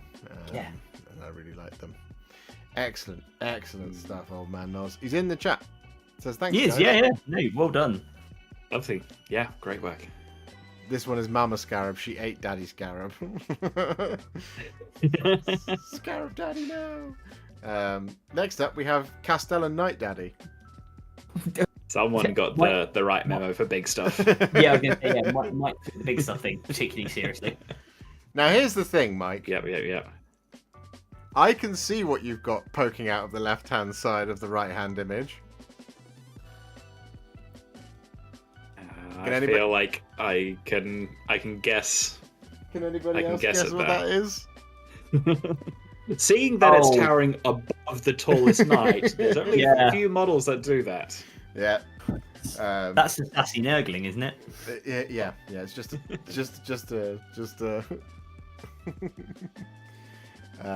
just a little nurgling. But no, in serious note, here we have a Knight Castellan, and I love the Knight Castellan. Really lovely work. I am so sad that I only ever got to use my Knight Castellan for one tournament before it was unfairly nerfed into the ground back in 8th edition. Rich agreed with me that a 3+ invulnerable knight was absolutely fine, especially when it only cost 400 points. Sure. What's Why the harm? not? What's the harm, right? There was no harm in it whatsoever. Everyone thought it was really fun and fair. But I love it, man. What's the Night House again? What are they called? Tyrannus, isn't it? Yeah, I think so. It's Tyrannus, or it could be Raven potentially. I'm not sure. Raven's red and black. Yeah, I thought it might have been. Nice checkerboarding. Nice checkerboarding on the shoulder as well. Which lovely gives details. Love of ska music. What? I missed that. What did you say? I said it gives a lovely nod to House Tyrannus and this knight in particular's love of ska music. Yes. Plasma coils are awesome. Yeah, the plasma coils are exceptional. Yeah. I was gonna point those. Yeah, the transfer work is exceptional. The placing of color is very, very great. The Dead Broodlord? Yeah, looks like it. The bone on the helmet and on the shoulder is really very well executed as well. Yeah, it's such a classic color scheme as well. But all the pieces of that color scheme are just and transfers and everything are just perfectly placed, and then top it off with such a fantastic glow of the plasma coils. It looks and I like the posing that has been done for this photo with the 2 battle cannons on the shoulder, the missiles, and the head, and at least one of the melter guns all aligned. Yep, it is found its target and it is turning to face it. Yeah, he's literally killed that broodlord and then he's walked out of the dust and the rubble, war horn blaring, and gone who's next? I'm just trying to find what the night house is. I mean, inside the cockpit, obviously, there's a lot of ska music playing, but It's House Terran. Oh, Terran. Okay, not Tyrannus. Of course. Yeah. There you go. No, What a bunch of idiots. Excellent work. And I cannot wait to see your Archaon. Yes, yeah. Do that for the next big stuff one. Or it's you got a couple of months if it's for the big stuff. Or you can do it for character if you want. Yeah, you could do it for either or. I'm just saying, you could either do it for next month, or you could do it or any month that you want, really. Yeah, exactly. Really, there's not really many. There's no rules here, and we constantly break them all the time anyway. Exactly, rules are meant to be broken. Indeed, but not laws. But yeah, no, excellent work, excellent work. Here we have another dreadnought. Oh, this is gorgeous. Yeah, very nice. We have the Mini Creatives Ballistus Dreadnought in the colours of the Ultramarines. That's some Deadly Print Studios additional blamage. I don't know. You tell me. It's from somewhere. I've seen a couple of these things before. I don't know where they're from. I think the one in the UK where people tend to get them from is a place called Deadly Print Studios, which Gotcha. Creative might be able to tell us, but I think so. But no, I really like it. I mean, it's very it gives some more life to that pose as well, because he looks like he's kind of put his foot up on the rock and he's now like just bang. Well, it makes But you can see why now, because he's bracing for all this firepower. Yeah. It's the lean back that the model has makes sense when you look at it this way because it's firing both of its guns at once, and that amount of recoil is enough to rock even the sturdiest of War Machine. But as Cameron points out, the gradients on this are just they're not only lovely, they are insane, world class. And then you've got the stripe on the side as well, and all the little transfers or writing. It just even if you just took away all the missiles and all the things that are happening with the weapons, this would be a stunning model. So It is a stunning model. I also very much like the use of the nothing shall stay our wrath transfer on the side. Yep. I mean, I assume it's transfer, but at this point that could just be painted on there. Well, exactly. It's This incredible. is a new contender for the Gary Lineker Crispiness Award. It's very crisp. It's probably We need another named blending award as well, because there's been some incredible blending tonight as well. The Johnny Walker Blended Award. I don't know. There you go. That works. the KitchenAid sponsored. Knew you would be able to come up with something. Yeah, the KitchenAid Award for blending. Perfect. Josh makes you a smoothie if you do it and then posts it to you, so don't drink it.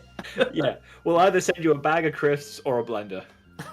It's your choice if you win the raffle. Next up, Captain Mannerings, the man himself, with a little tanky tank. It's a tiger. It's a tiger, isn't it? A little dinky one. Well, but then it has a Lehman Russ battle tank and a heavy bolter on it. Yeah, it's like it's a tiger with a battle cannon. That's fun. Mannerings, where did you get this? Yeah, obviously this converted, and there's bits of it's like that armor plating over the wheels. Is that custom or is that part of the model? I'm so intrigued by this now. I think that's because that as I say, I'm pretty sure that's either a Tiger Mark 1, because it's not a King Tiger, chassis is what that's based on, and that they had that kind of flak armor stuff on them. So I assume. But then if you look on the side, there's the on the right hand image, the ammo box that's sort of on the side of the tank there. It looks like it's a 40k one, as does some of that cabling, and then the pack on the left hand image. It looks like you stuck all the I think that's all the additional bits. That's really, Mannerings, that's really cool, mate. I love that. Yeah. Where did you, if you're in the chat, where did you get the? Yeah, okay, a kit bash of a Meng Toon Tiger tank. Yeah, no, I thought it was a Tiger. Okay, well, good to know my weirdly obscure knowledge of World War II military vehicles is up to date. Just obscure history knowledge. You've done a good job. I mean, the Tiger's not obscure, to be fair, but you've done a really good job. Yeah. I mean, clearly looks like so unique, but it's absolutely lovely. It's really nice. It's got such more realism, it's more grounded than the other, weirdly, than most of the other Imperial Guard tanks.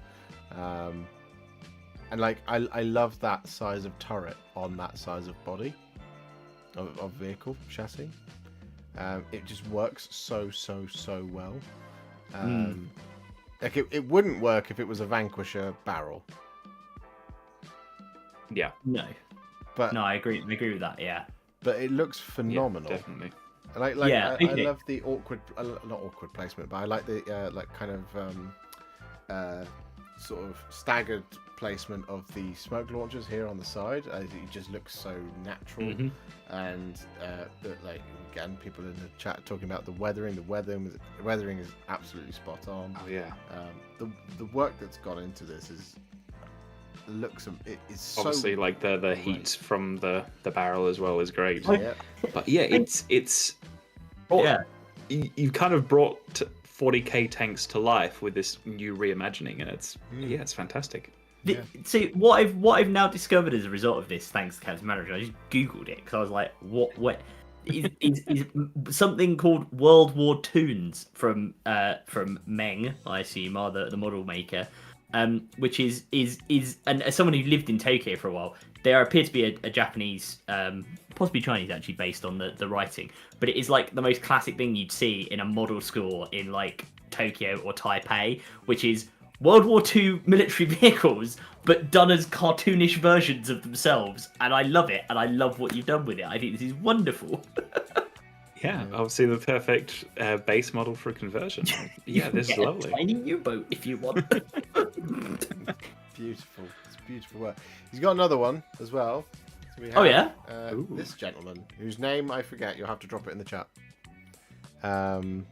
It is an Jeff. Nigel. I don't believe that it's called Jeff. George. Gary. It's from a Warcry warband, I believe.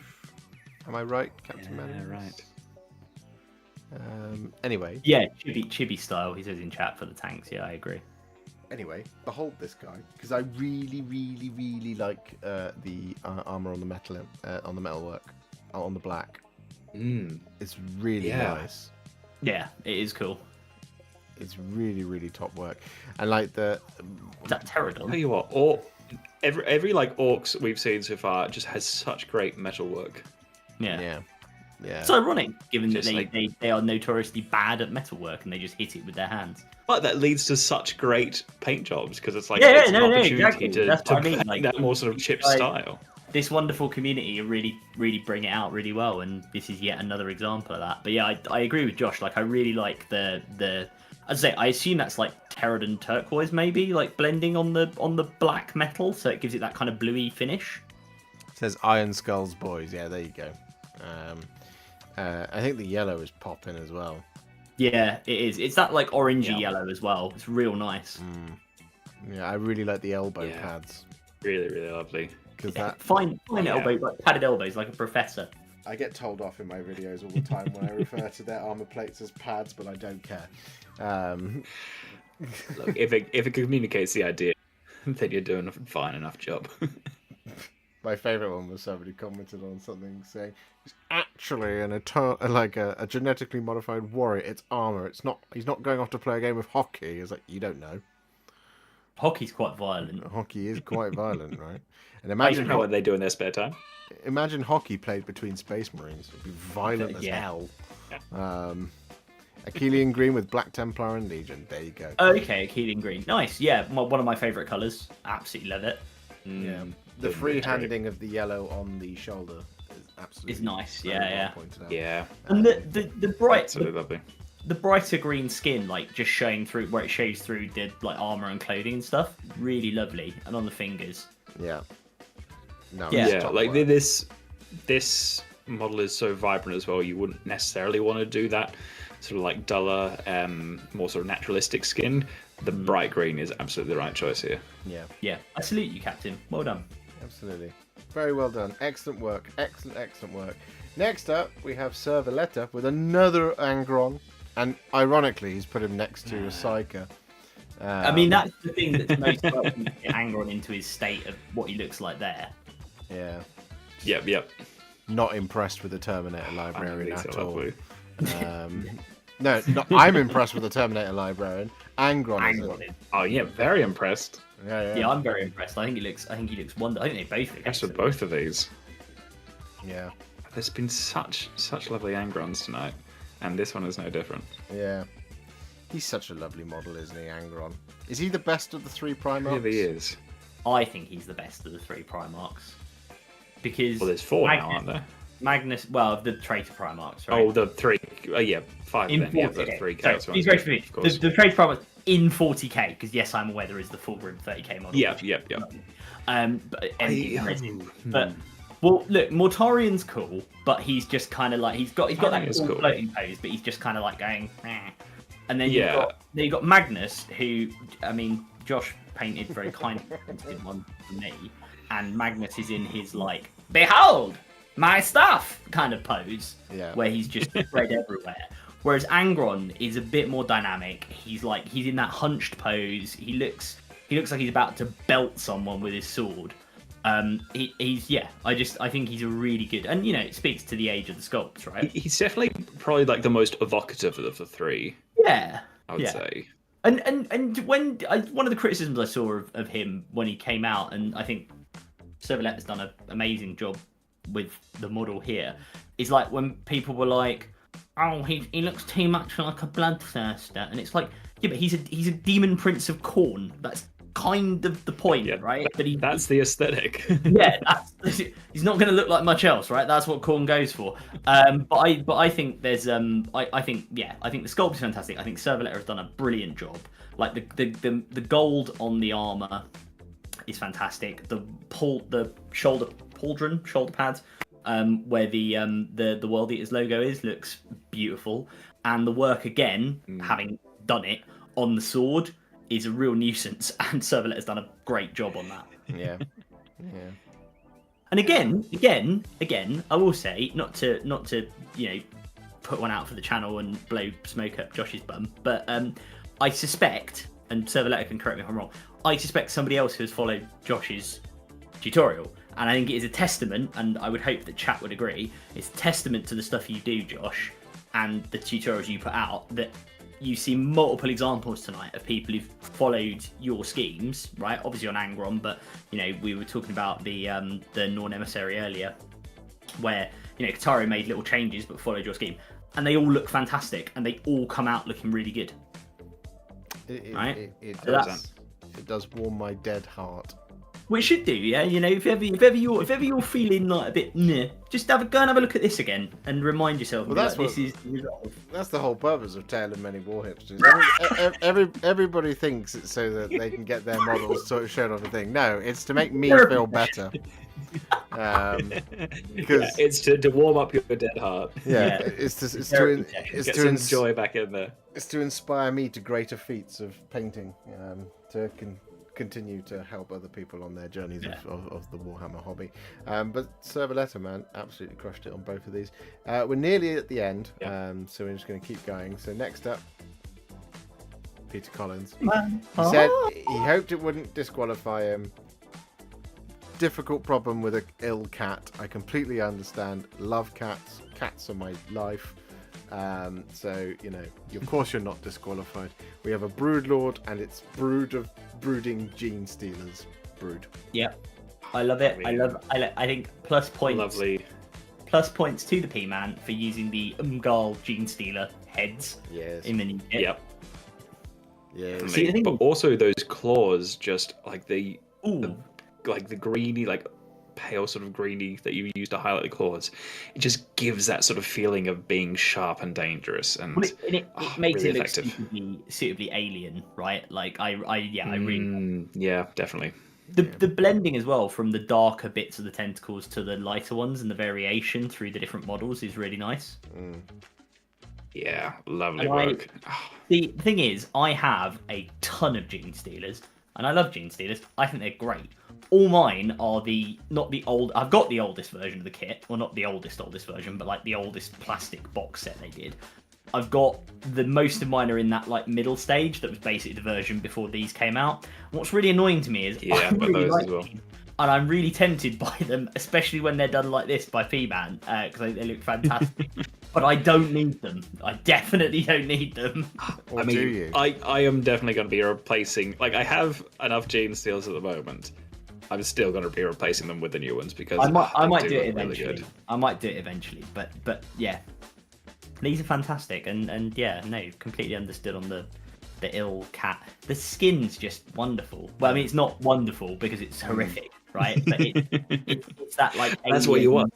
Yeah, it's exactly what you want. It's that like all you can tell it's come from some sort of baseline human, and it's all been perverted, and it's all kind of weird. They make me deeply uncomfortable because of mind flayers. Yeah. Have you got especially after playing Baldur's Gate 3. Yep. You've got Figimogenesis or whatever it's called. Oh, what is it called? I was just gonna say, is like, do we call one of these the Emperor? No. No. Ceramorphosis, that's what it's called. Ceramorphosis, that's it. Not thingymagenesis. Yeah. I'm a doctor. Themagenesis. You've got thingymagenesis. Right. Thank you very much, Peter, because it's really, really good. Oh, can I try and guess what's off to the side? I know you changed it because Captain Manager's asked what's off to the side, and there was a picture of a big claw. I think it's a. I think that is a big scything talon. I think that might be a Maliceptor. It is a Maliceptor. It's what you showed off last month. Oh. There you go. What do I win? P-Man, send me prizes. No, we send prizes. That's the whole point. Kawaii Fieri. We have Angry Man with a Bucket. I mean, this is otherwise known as the... I always forget the name. Alchemite Warforger. See, even I know. I have been paying. You always know the name to everything. I just know of him as Angry Man with a Bucket. Yeah, the man with the angry bucket. I like the idea, partly because of Kawaii Fieri's name, that this guy is like somebody on drive-ins, diners, drive-ins, and dives.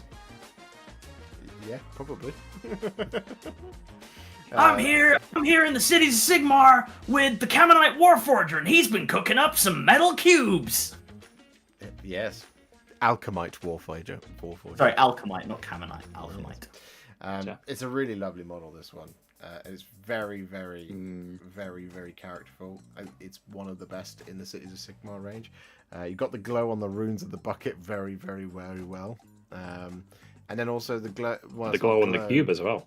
And the glow on the cube, but you've also got the two-layered leather of his heavy apron as well. Because you can see it in the runes carved into the bottom of the apron, which is just really, really good. I think it's excellent work. I like it. I think it's really good. Sorry, I'm just enjoying the chat at the moment. I really like it. I think you've done a fantastic job here, and it really conveys that sense of like the hot metal that he's kind of cubing about with, I guess. Yeah. You're like a cube. Yeah. Gives every model within 12 inches of him with his spell. Gives every Cities of Sigmar model within 12 inches mortal wounds if they hit. He's really gross. Yeah, he's pretty good. He's pretty good, isn't he? He's very, very, very good. But yeah, no, it's excellent work on that one. But we've got two left. Next up, Mr. Biltong Boob. I'm not sure. See, now this is the thing. Sean has taken to being very quiet throughout these streams, and then suddenly just goes, "I've been here the whole time." So keep your bullying comments to a minimum, because we have secretly in chat. We have an Achilles and a Galatus Dreadnought for the Custodes. Nice. I mean, I love these models. Yeah, they're great. Yeah. And these just. They're great. They are cool. They are cool. What's cooler than a dreadnought? A dreadnought with a sword and shield. Yeah, exactly. Yeah, the Custodes really did look out on their dreadnought range. Let's be honest. Yeah. Very much so. I love the posing he's done on the Galatas. Yeah. Very dynamic. Yeah, just very, very lethal in its posing. Same for the Achilles as well. But yeah, I think they look really, really good. He's done excellent work on these. Yeah, I love that weathered gold as well. Like they're lovely work on that monster. They're golden boys, but they look a bit they look a bit grimdark. They're kind of they've been weathered. Perhaps they've been standing in the presence of the Emperor. Perhaps they have been the Heteron Guard at some point, and have been weathered by the psychic force of the Golden Throne and the Emperor thereon. I like with Custodes that if you get a paper cut and therefore you've got a bit of a problem with your finger, like say you've got like a mild bit of arthritis, you can no longer perform your duty, so you are just retired, right? Yeah, I bet the severance package is probably quite good. Yeah, so like with the Custodes, in order, so say you do start to feel a bit of like stiffness in your joints, the best way to continue your service of the Emperor is to basically lie down in front of a traction engine so that you can then be put into a dreadnought. Well, because what they do, they send them off when they retire them. They send them off to become the eyes. I think they're called the eyes of the emperor. And they basically the law is they send them off to go and be, part of a spy network of retired custodies, effectively around across the Imperium, which I both love because I think it's really cool, right? But I also quite enjoy the idea. How tall are the custodies? Exactly. This is my point, right? This is my point. And they are featured. There are in, I can't remember which book it is. Maybe it's in Shadow of the Throne or whatever it's called. The one with the custodian and the scientist. Watchers of the Throne, yeah, and the Regent Shadow. That's it. That's the one I'm thinking of. With Valerian and Alea. Yeah. I'm pretty sure in that, maybe it's in that book or maybe it's in another one, there is a mention where they talk about like they've been given some intelligence by someone about something that's going on the planet, who's basically implied to be a retired custodian. But yeah, it's this idea they kind of blend in, but at the same time, they're all massive. They're all these like genetic superhumans. Yeah. Yeah. But they get away with it because they just 10, 12 foot tall, and they're just but I think the citizen. difference is, Hello, so unlike a space marine who's covered in studs and stuff where their armor connects because they have the black carapace, because obviously a space marine starts out as a normal human child and is then subjected to the processes to make them a space marine. Custodians are created on the subatomic level, so they're just kind of brought into existence. So other than the fact they're just big and muscular, they actually are a lot like just a big human. So they can kind of blend in a bit more, and they'll be an abhuman, or they might be some, they might, I guess, palm it off as the result of some genetic enhancement or something that's available. But we know there are others out there that are big, like, genetically enhanced with slab muscle and stuff. So they can probably just pass it off as that. But no one So you finds never it know, suspicious that incredibly handsome, well-sculpted, incredibly built man who's 9 foot tall is transhuman. Yeah. Your tall neighbour. Oh, that's just Big Steve. Yeah, Big Steve, yeah. I was a custodian once. Anyway. And then I took an arrow then I took a bolt round to the knee. No, that's not enough to retire you. Yeah. You get better from that. I've got tennis elbow. I can no longer serve the emperor. Anyway. Lastly, I think this is the last one. Yes, it is. Grum's Minis with a Gothazar Harvester. Ooh, this is cool. I do. Yeah, Lovely. Ossiarch, man. Ossiarch. They're cool. Look at it. Yeah. It's just, I mean, great color choice with it. Again, it's like that sort of like tealish color versus the purple and then like bone. We've seen it a lot, but it just works so well. Yeah. It really does. And the bone is just absolutely gorgeous here. Yeah, I like. I've always enjoyed the kind of imperial purple armor as well of the Ossiarch, like the idea that they are this kind of empire that sort of runs itself. Although I always think with the Gothazar, and this is no shade on Grum's Mini's paint job because it's absolutely fantastic, but he does always look a bit like he's screaming. He's going, "Curse my ball hands! I can only smash." But yeah, no. Can somebody open this jar for me? Yeah, yes. I need a cup of tea. I really like this. It's a really nice model, and I like the naturalistic bone that Grum's done. Yeah. No, it's great. Yeah. It's really Probably wouldn't describe him as a boner boy, Captain Mannerings, but Also don't... Well, no, he's not. Because Catagros is... No, not even Catagros. Nagash is Bone Daddy. Nagash is Bone Daddy. Catagros is like Bone Stepdaddy. Oh, God. Step on me, Bone Daddy. But yeah, anyway. But yeah, no, it's excellent work. Like you said, the bone looks absolutely incredible, and then offset with the purple and Terran turquoise. And you know what? His rusty smash hands, very appropriate for a bunch of dead skeletons. They're not going to maintain their their harvesters. Yeah, it's really, really well done, and I really like the gloss on the gem as well at the top. Yes, yeah, it stands out really nicely. Yeah, and I'm assuming on the other gems as ring. well, like here and here on the elbow. Yeah, it's just that the light is catching that one. Yeah, excellent work. There he is, Graham. He's in the chat. You are very welcome, sir. Thank you very much. And that, Nice one. as they say, is the last one. And on that bombshell, That's it. We're done. That's it. That's I have to say, I love Big Stuff Month. Big Stuff Month is fantastic. Yeah, Big Stuff Month is fantastic. You've all done amazing, guys. Part of me is tempted next time around because we have another one. So it'll go heroes, then troops, then specialists, then then big stuff. We'll have 2 more Big Stuff Months. Yeah, I might just change Big Stuff Month to Daddy Month. Please don't. Please don't. Just to make everybody really uncomfortable. I would say Graham has just asked in the chat. Did we think the base needs anything more in it?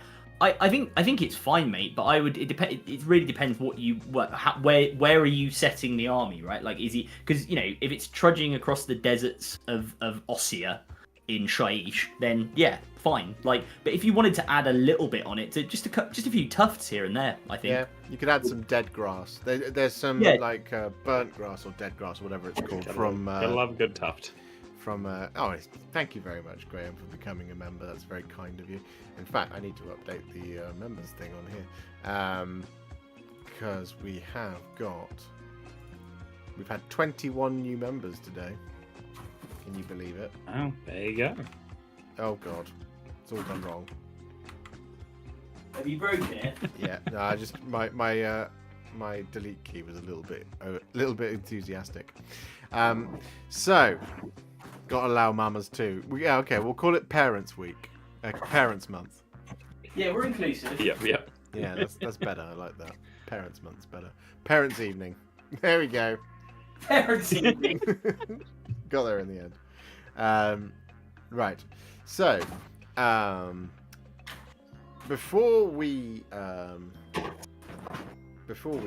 get into who won the giveaway this month, because we will generate it in a moment, what I have to do is I have to click this button, which should put the deadline on the screen for those of you wondering what that is going to be. So I'm going to press this button and there it is. See, I know what I'm doing. Deadline 3. No, I don't know what I'm doing. I didn't correct that. Deadline 4, November 30th is the next one. And of course the next character is one hero / character / leader, whichever you want to do, or whatever is appropriate for your game system. And the way to submit it is via email at therealwarhipster@gmail.com or via the members / Patreon's Discord server, or follow the Google form link below in this thing, because we have got the new link live, so you should be able to see it. Adam just whapping his wallet out there and smashing down 10 gifted memberships. Thank you very much, Adam. It's not often that I can say thank you directly to the person on the stream. Yeah. Well, Graham was saying his gifted ran out, and we always we got to boost them numbers, right? I want to see some likes, chat people. I want to see get 56 likes on this channel. On this video, I want to see some more likes. So 14 more would be ideal. Got to get to that magic number. Exactly, we've got to get to the magic number. Nice. So that all 3 of us can go. Nice. So, whilst I get the random number generator ready, Rich, who is your favourite? So many good ones. All right, let me go to my notes. It's hard to choose between them, but I'll go for a top 3 because you just have to. I would say I'll start off with one of the first ones that we saw, which was Dave Hall's Stormcast on the Dracolines. Gorgeous color choices, really well done. You missed it, you have to go back and watch it because it was lovely. I'll go back and watch it. Second, I'll go for 41st Millennium's Krondus and Angron, who look like they just stepped out of the pages of White Dwarf. Really, really lovely sort of box art schemes. Just incredible clean work, fantastic blending. But then I think my favourite one for this month would have to be Mostly Harmless Minis Lady Olander, because that was just the most atmospheric paint job I've seen in a long time on a lovely bed of roses. Just incredible work. There you go. Alice, if you're watching, she won't be. She'll be in bed. I will tell her though. I'll go down and tell her in a minute. Yeah, no, that was fantastic work. But Yeah, she. Oh, hang on, that's on screen. Don't want that on screen just yet. Adam. Yeah, so obviously I missed some of the ones at the beginning. So if your model was one of the ones I missed, I apologise. I will go back and have a look. But yeah, I annoyingly I was going to say Alice as well actually because I thought Lady Olinda was fantastic. I thought the black coach was really cool though on the same front of kind of the excellent sort of use of Nighthaunt, the blending, the goop. We like a good bit of goop. That was plops of corn. Yeah. Plopsicorn. Plopsicorn's excellent use of goo is always welcome. Yeah, it's a tough one. It's a tough one. Do you know what? Actually, I'm gonna say, was it just to be a bit different? Was it Old Man Noz as well who did the Rohan? No, that was Necrons. Sorry, that was Necrons. Ricky. Who was the Ricky. Ricky was the Rohan. Apologies, Old Man Noz. I loved your Necrons, but yeah, Ricky. I thought your Rohan terrain was absolutely fantastic. That's a good shout actually. I'll say go for that. I thought it was wonderful. You stole mine. We can all steal each other's. The vicious circle of friendship. So there are so many good ones though. So I'm gonna go with Chewie's entire collection of Thousand Suns. Good lord. Excellent choice. I mean, obviously everybody's stuff is excellent as always. You guys out there are absolutely you are the Warhipsters. You truly are the Warhammer 40,000 of all time. That's your spoiler for the Horus Heresy. The real ending is the Emperor turns around and he says, "You truly, the Warhipster community truly are the Warhammer 40,000." Yeah, exactly. Yeah. You guys. Or Warhammer 50,000 now. There's Yeah, at least 50,000 of them. Exactly. Yeah, man. How cool is that? Exactly. Do you know what? Annoyingly, the next number-based milestone to be similar to a Warhammer IP is AOS. Oh yeah. What's that one? Well, that's 405,000. Is that how many Stormcast there are or something? Yeah. Well, no, AOS 405. Yeah, 405. Yeah. Yeah. Good lord, I don't want to know what happens when we get to Necromunda. But I think if we had to go, I mean, there is a potential one day where there's so many of us that we are going to have to upgrade it from favorite ones to top threes. I mean, there are absolutely just so many highlights of that in there. There's the mini creatives Dreadnought. There's every Dreadnought that we've had tonight. We've had Captain Dreadnought's tank.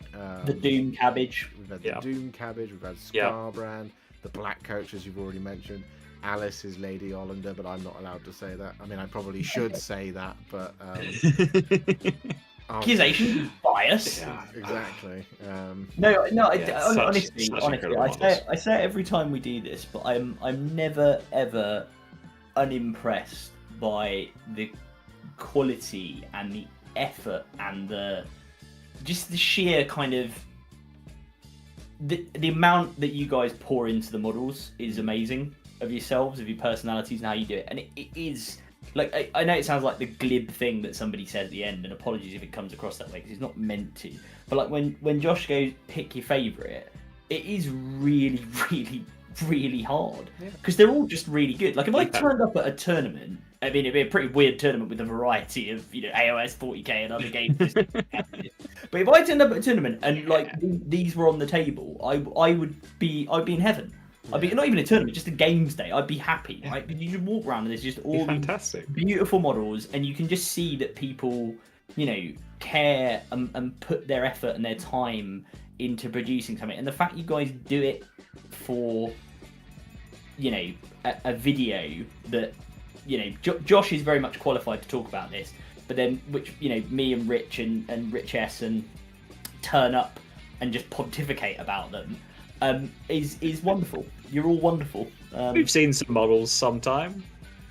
Yeah, we've looked at models. We paint. That's expertise, right? Yeah. I mean, the key thing for it, the key thing about it for me is one that nobody ever thinks that they're alone in their own joy, but also just that, because we all get it, right? When we finish something and we go, that looks great, and you just want to share it with everyone. And social media is great for that. You can share it out and it'll get lots of likes and things, but sometimes it doesn't, and it might be a bit like crushing for one's mental social health. media can be a great way to get that feedback, but often that feedback is given in a number, in like the number of likes you get, and that's often determined by an algorithm rather than people's actual responses. So it's great to just be able to give you that love here in an actual verbal form rather than just a quick like on Instagram or something. Definitely. And look, I think it's if I may, I think it's a challenging time of year for people in some cases, right? The nights are drawing in, it's getting dark. I know people get people are affected by the change of the seasons and the clocks going back.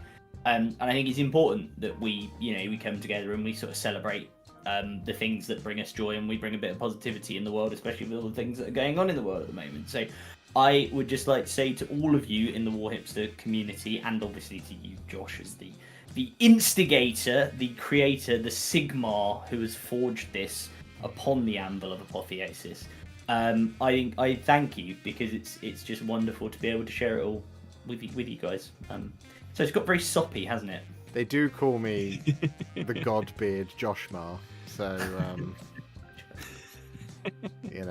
I'm forging each and every one of you to be my Warhipster Eternals.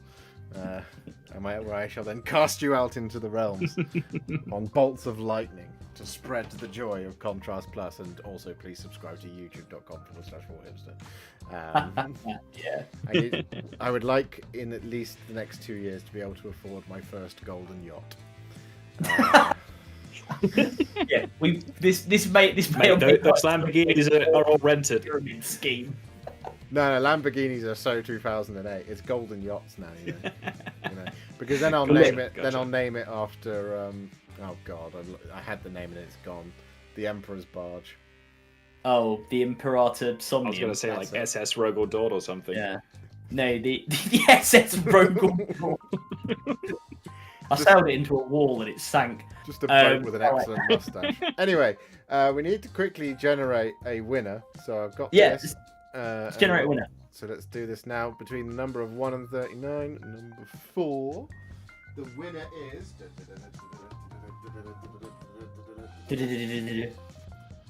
roll, please. The winner is Dave Hall. Oh, Dave! There you go. Congratulations, Nice buddy. work. Dave, if you're here, shoot me an email and tell me what you want. Dragon. Some more excellent Stormcast. If you're not here and you're watching later on, you want a plastic yacht and a pot of Retributor armor. If you don't already have an Ionis, I do want to see what you can do with that, Dave. It's character. And Cryptborn Storm when you're sold out. Congratulations, Dave. Shoot me an email, realwarhipster@gmail.com, or just shoot me a message on either Instagram or Discord or something, and just tell me what it is you want. Or if you just want me to send you some cash or a bag of crisps, it's your choice. Or a blender. Or a blender. No. I'm not sending out KitchenAids. Yeah, they're really expensive. Don't do that. Oh god, yeah. The expensive blenders can get. Exactly. But yeah, just let me know, buddy. But congratulations, you win this month's raffle prize. And Ionis is already on Odyssey. He doesn't need another one. So before we go, we will just quickly bosh this up on screen one more time. The next deadline, that's not deadline number 3, is November 30th, of course. And the category is one hero / character / leader of your choice to submit to be within a chance of winning your next model. Next up, if you want to submit, make sure you email me at therealwarhipster@gmail.com, or drop it in the member / Patreon's Discord server, or follow the Google form link below. So there you go. The only HQ I don't have for Bone Reapers is Nagash, so dropped a bullet there. Yeah, dodged a bullet. Yes, exactly. This is where it starts to worry me, because especially when it comes around to Big Thing. Because Big Thing, someone might go, oh well, do you know what? For my Space Marines, the only thing I haven't got yet is an Astraeus battle tank. So pay up, fucko. Do you know It's what? like, I'd really love a Tau Manta for that Tau army that I don't have. Yeah, I'm looking for something that I can paint that can also be a coffee table. So Manta, please. But there you go. Thank you so much for hanging out with us this evening. It is always a long one, but it is always the best one on a Wednesday of the Tale of Many Warhipsters. Thank you so much for hanging out with me. Adam, thank you so much for showing up when you bothered to. No, it was a joke. Thank you so much for... You do not want to know. You do not want to know while I was like desperately trying. I had something that came in. Like I was doing one thing and I was like, okay, I'll finish this and then I'll be able to go and get on Tales. Be about 8:30, it'll be fine. And then I had something else come in that I needed to do tonight, or was asked for tonight, and I was like, okay, I can get that done. I have to get that done. But while I was doing it, I was like, I really want to get this done so I can go and join the fun. So no, thank you for accepting me being late, and apologies again for doing so to everybody, and thank you very much. And I did see some of your kind words about my stuff earlier on as well, so it is very much appreciated, believe me. Good, I'm glad you saw the kind ones and not the mean ones. No, I saw the mean ones as well. You don't need to watch that part. You can just skip past. The comment I briefly put in chat was, "You're all bastards / far too kind." So you can take it how you want. That's what you get around here. It's a double-edged sword. Yeah. Thank you, Mr. Gwatkin, for being early and and for doing. Pleasure this. as always. Rich, Mr. Smith out there.